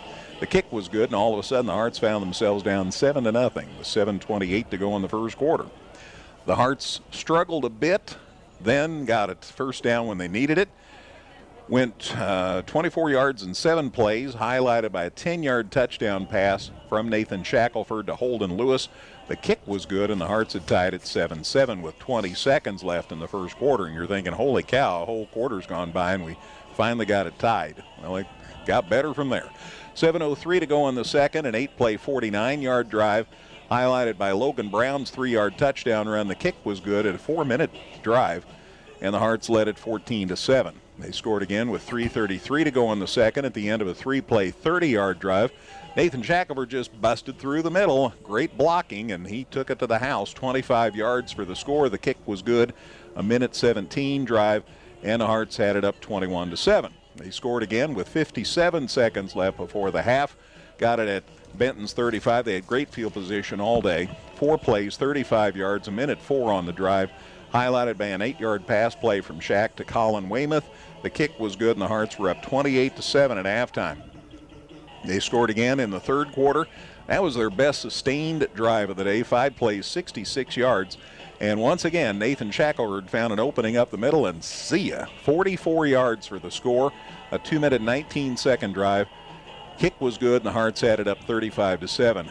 And let me stress again, 6 plays, 6 successful conversions. The Hearts special teams are special. That made it 35-7. made it 28-7, 35-7 after Shaq's run for 44, and they made it 35-7. They scored one more time with 7:35 to go in the game. 6-play, 63-yard drive, took 2:51 off the clock.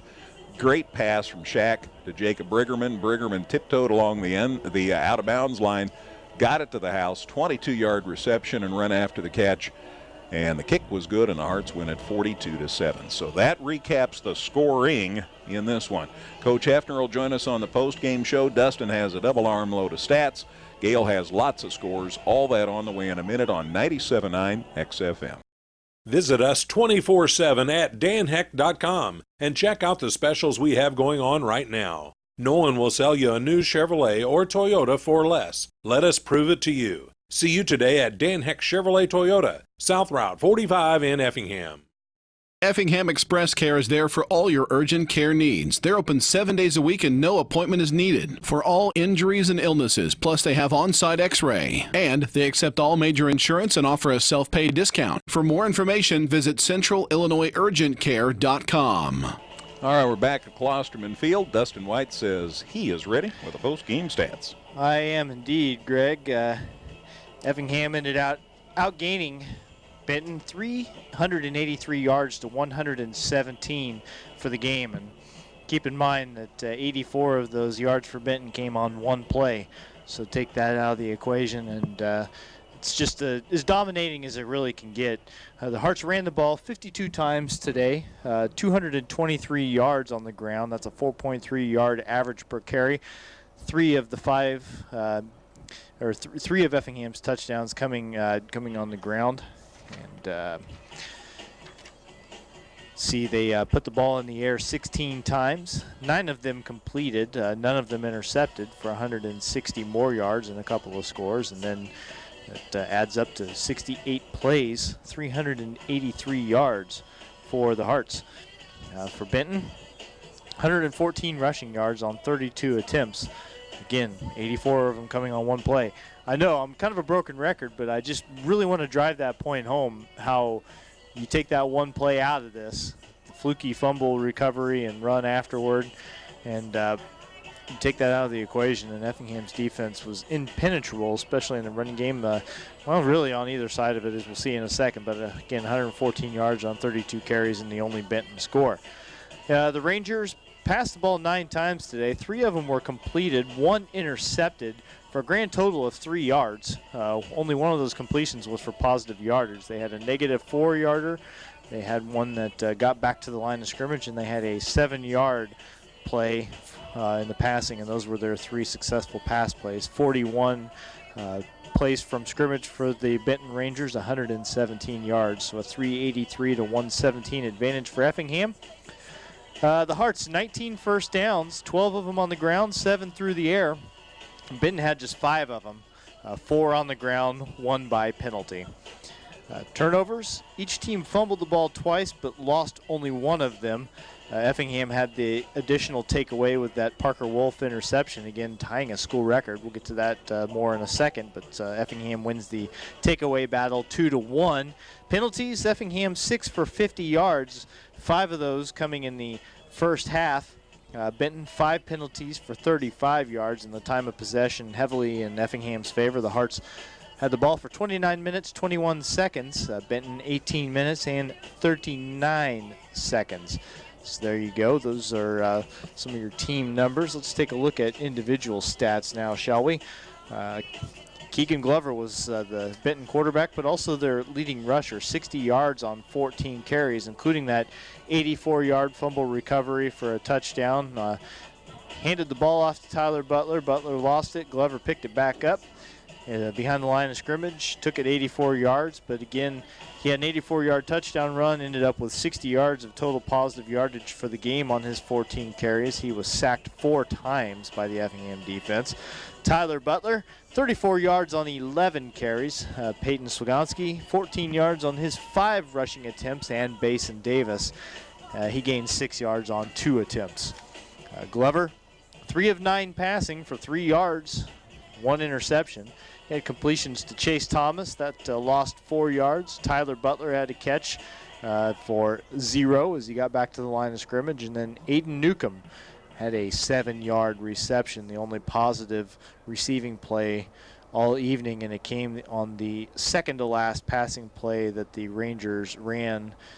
Peyton Bayless also played a little quarterback there late for Benton, but didn't get a chance to throw the ball. Chance DeVore was the Benton punter, and he had 5 opportunities to do so, a 31.2-yard average on his 5 kicks. Reed Baumgart, he had 1 punt return. He lost a yard on it. He was a little more successful on his kick returns, 6 of those for 110 yards. Newcomb also had 1 kick return for 9 yards. That was actually an interesting play where Baumgart caught the kickoff and then threw a lateral pass over across the field to Newcomb. Newcomb ended up with 9 yards on the kick return. Okay, let's shift gears to Effingham's individual numbers now, and Nathan Shackelford, again Effingham's leading rusher. Their quarterback ran for 110 yards on his 12 carries, including touchdown runs of 25 and 44 yards. Also threw in a 28-yard run in this game, and he was hit for a couple of losses in there too, but again, all things told, 110 positive yards and a couple of scores. 58 yards for Chase Woomer on his 19 carries, including a long of 11 today. And Logan Brown getting back in the mix a little bit. 9 rushes for 36 yards, including a 3-yard touchdown run in the second quarter. So nice to see Logan get a little bit of action there in the running game. They, you talked about it during the game, Greg, but Logan was the feature back for Effingham's offense when the season started. Had an injury, was able to get back on the field defensively several weeks ago. They ran him just a little bit against Mount Zion.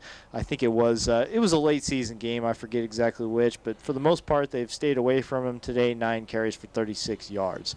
Keegan Baker, 23 yards on his 5 carries as the Hearts salted away the win. Trevor Donsbach chipped in 19 yards on his 5 carries. And Dawson Witten, tough luck, negative 23 yards as he had to fall on that bad snap that went over his head on a punt attempt. So instead of getting to kick the ball downfield, he had to fall on it to make sure the Hearts didn't turn it over or let Benton run with it toward the end zone. So someone had to take those yards, and Dawson Witten's the guy who ate them. Nathan Shackelford, though, a nice performance, particularly in the second half. He was 9 of 16 overall for 160 yards and 2 scores. He was 7 of 9 in the first half. And so you see that only a couple of completions in the second half, but they didn't have to throw it a whole lot. And of those 9 completions, he found 5 different receivers. Jet Gillum was the leading receiver in terms of total receptions and yardage, 3 catches for 54 yards. Jacob Briggerman, 2 catches for 35 yards. Colin Weymouth, 2 catches for 33 yards, but he did find the end zone, an 8-yard catch. Holden Lewis chipped in a 10-yard touchdown reception, and Tristan Duncan, only 1 reception today, but it was a good one. It was a 28-yarder. A lot of good run after the catch, some breaking of tackles in there, just kind of athletic play he's used to. Effingham, they've got so many guys you can throw the ball to. We talk about Tristan Duncan a lot, and for good reason, because he's broken single season and career records for the Hearts this year and done a lot of really impressive things, and quite an athlete, but a lot of other guys who can hurt you. And Jet Gillum, Jacob Briggerman, Colin Weymouth, and Holden Lewis, they all put that on display this afternoon. Parker Wolf, again, had an interception today. Mason Hasty, a fumble recovery for the Effingham's 2 takeaways. And Wolf, again, that's his 10th interception of the season, his 8th in the last 3 games, and 10 does equal a school record for interceptions in a season. Again, that record initially set back in 1970 by Mike Tegler, so almost 50 years ago that record was set, and then it was equaled 10 years later, a decade later, by Tim Stewart in 1980. And now in 2019, Parker Wolf has tied it. And, Effingham's going to be playing again next week, so he's got a chance to break it. And got a feeling in a third-round playoff game, if he did break that record, it would be a pretty big play, right? So hey, who knows? Fingers crossed for that. But he has equaled that school record. There's a lot of school records that have been tied or have fallen this year. That's the mark of a successful team. And one other thing, Dawson Witten, 2 punts. 30.5-yard average for Dawson. And one more thing after my one more thing, Chase Woomer had 1 kick return today, and that was for 27 yards. So after Effingham took that opening kickoff of the game, the Rangers didn't get to kick again. They didn't get to kick off again. So Chase Wimmer, one kick return for 27 yards. Effingham, again, first 10-win season in school history. They improved to 10-1. They're going to go to Fairbury Prairie Central next week after a 42-7 domination of Benton. Without a doubt. Thank you, Dustin. Let's send it back to Gale, and then I'll go through the tackle sheet and coaches on his way up. So, Gail, why don't you go through scores, would you please? All right, certainly will. All these are finals. Arcola over Greenfield, 23-14. Finals, Central A&M over Fisher, 69-34. Decatur St. Teresa, 63 over Tuscola, 20. Final, Pena over Fithian Oakwood, 47-20. Vandalia came up with the win, 23-20 over Mount Carmel. Joliet Catholic over Mount Zion, 27-14. Of course, Fairbury Prairie Central over Columbia, 28-22. And updated score, Rochester 42, Highland 7. That's with about 3 minutes to go in the game. And at halftime, my score showed Fairfield leading Breeze Mater Dei 6-0. And of course, our Hearts 42-7 final over Benton. So excited. And the Illini game. Michigan State leads the Illini 31-10 with 2 minutes to go in the third quarter. Well, so they slowed down the Wolverine scoring, so that's, or Spartan scoring, so that's one thing. So, okay, thank you, Gail. Appreciate the updates. Coach Hefner, as if on cue, enters the booth, and we get to talk with a happy guy. Okay, maybe he's not happy. The football coach always has to come up with something that he's not happy about. That's right. That, I think, is part of the job description. That's right. So we'll slap the headphones on Brett and visit with the Hearts mentor, because there's, goodness knows, a lot to talk about today. Without a doubt, the best place to start is congratulations on the win. Thanks. Happy for our guys. You know, it was ugly early. Defensively, I thought we were really good the entire game. Offensively, up front, I didn't think we played real well, but I think my guess is if we go back and look at film, they probably have a lot to do with that. They're pretty good up front. Unconventional defense a little bit that we don't see. We don't see a lot of head up nose. We don't see a lot of 50 defenses, and they were slanting and looping backers and you know, did a nice job, and they had some big bodies up there.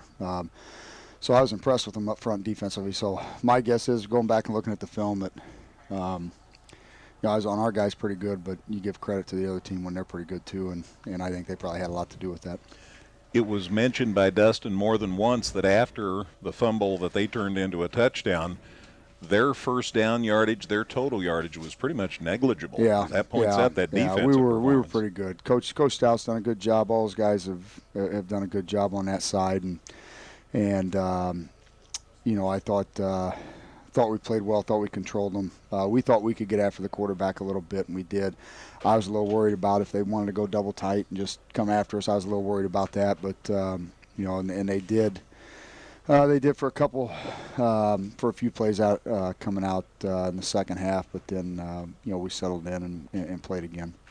We've sung this song many times this season, but so many different people scored today for the Hearts. Yeah, you know, and we talked about it. You know, I think, you know, somebody that covers them asked me about it. You know, well, hey, did you know, this kid or that kid? And I said, you know, so we talk about it every week. You know, we talked about it last week, like the catch that Colin Weymouth made, and we're like, you know, we got tight ends that can catch the ball. They haven't had to, because we've got Tristan, we got Cam, we got Holden, we got Jet, we've got, you know, running backs, we've got a quarterback that can run. You know, there's a lot of things that you have to defend, and you know, tonight I was happy the field dried out a little bit, made it a little bit better, because yesterday it wasn't good. You know, so I think maybe the wind dried it out a little bit today. But when you get that wind going straight down the field, you know, it limits, you know, from a pushing the ball down the field, limits you to 2 quarters. And, you know, you can still throw the intermediate stuff, but you know, we've gotten to that point where we're looking for explosives, and you know, all of a sudden you get limited to 2 quarters. So to have a quarterback that can be able to, you know, become that run explosive for you, tight ends that can catch an 8-yard route and turn it up the field, you know, is big. Yeah, Brigham walking the tightrope here along the out-of-bounds line for and that just score. fighting and competing, and And I was happy for him. Yeah, absolutely. And Holden Lewis got you a touchdown early, and Shaq's 2 runs, and a great run after he didn't score, but a great run after the catch by Tristan. Yeah. Just so many weapons. Yeah, there's a lot of things you got to defend.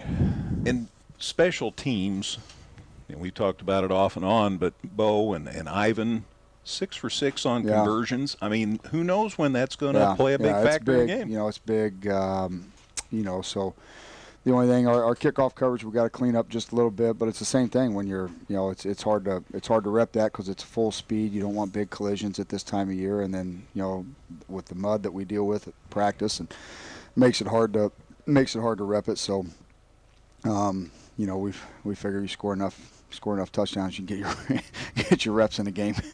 You bet. Going after it, but it was a little bit better in the second half, but. Defensively, impressive effort. Yeah, because tackles for loss, many. You hope for one. I think we had a half a dozen today. It just we got a lot of guys. We got a lot of guys on that side that can make plays too. Yeah. Parker keeps making plays, and you could point out everybody on our defense are making plays. Luke and Gunnar make plays to knock down passes. Herbert, everybody's getting after the quarterback. The 2 linebackers are playing. They're playing at a very high level. This is the first Effingham team that's ever won 10 games in a season. I've had people look at me like I had 2 heads, but they've never won 10 games before in a season until this season's club. Yeah, it's good for our kids. Hopefully we can get to 11. Yeah, I'm for that. But, boy, you think about the teams we've had through the years, your teams these last few years, and 10 wins. Yeah, it's and that's why as I've gotten older, I try and tell the young guys this. I try and tell everybody this. Winning is hard. And everybody looks at the Rochesters, and they don't realize that even for those guys how hard it is because of what they deal with pressure-wise. And winning is hard, and winning football games is hard because of the injury factor you deal with, the weather and field conditions you deal with. You deal with a lot of external factors that in a gym and places like that you don't deal with. And so to win football games is hard. To get to the round of 8, very, very hard. To get to double-digit wins is very hard. So, it's an accomplishment. Says a lot about our kids. And like I said, hopefully, we'll only worry about one more. We'll enjoy this one for about 12, 14, 16 hours, and then it'll be time to get ready for the next one. Yep. And staying on that theme for a minute, this is 2 years in a row in the quarterfinals, and it had been 30 years before last year before it had happened for an Effingham team. So when you think about the fact that we made it to the second round 2 years ago, 3 rounds last year, 3 rounds so far this year, that's a great run for for these kids. It is. But winning breeds winning. Yeah. And success breeds success. And we've been fortunate. Our kids have committed. To that process because it is a process. It doesn't happen overnight. And you get to the point where you just expect to win and you compete to win. And that's like even, I said, hey, how'd your kids handle it?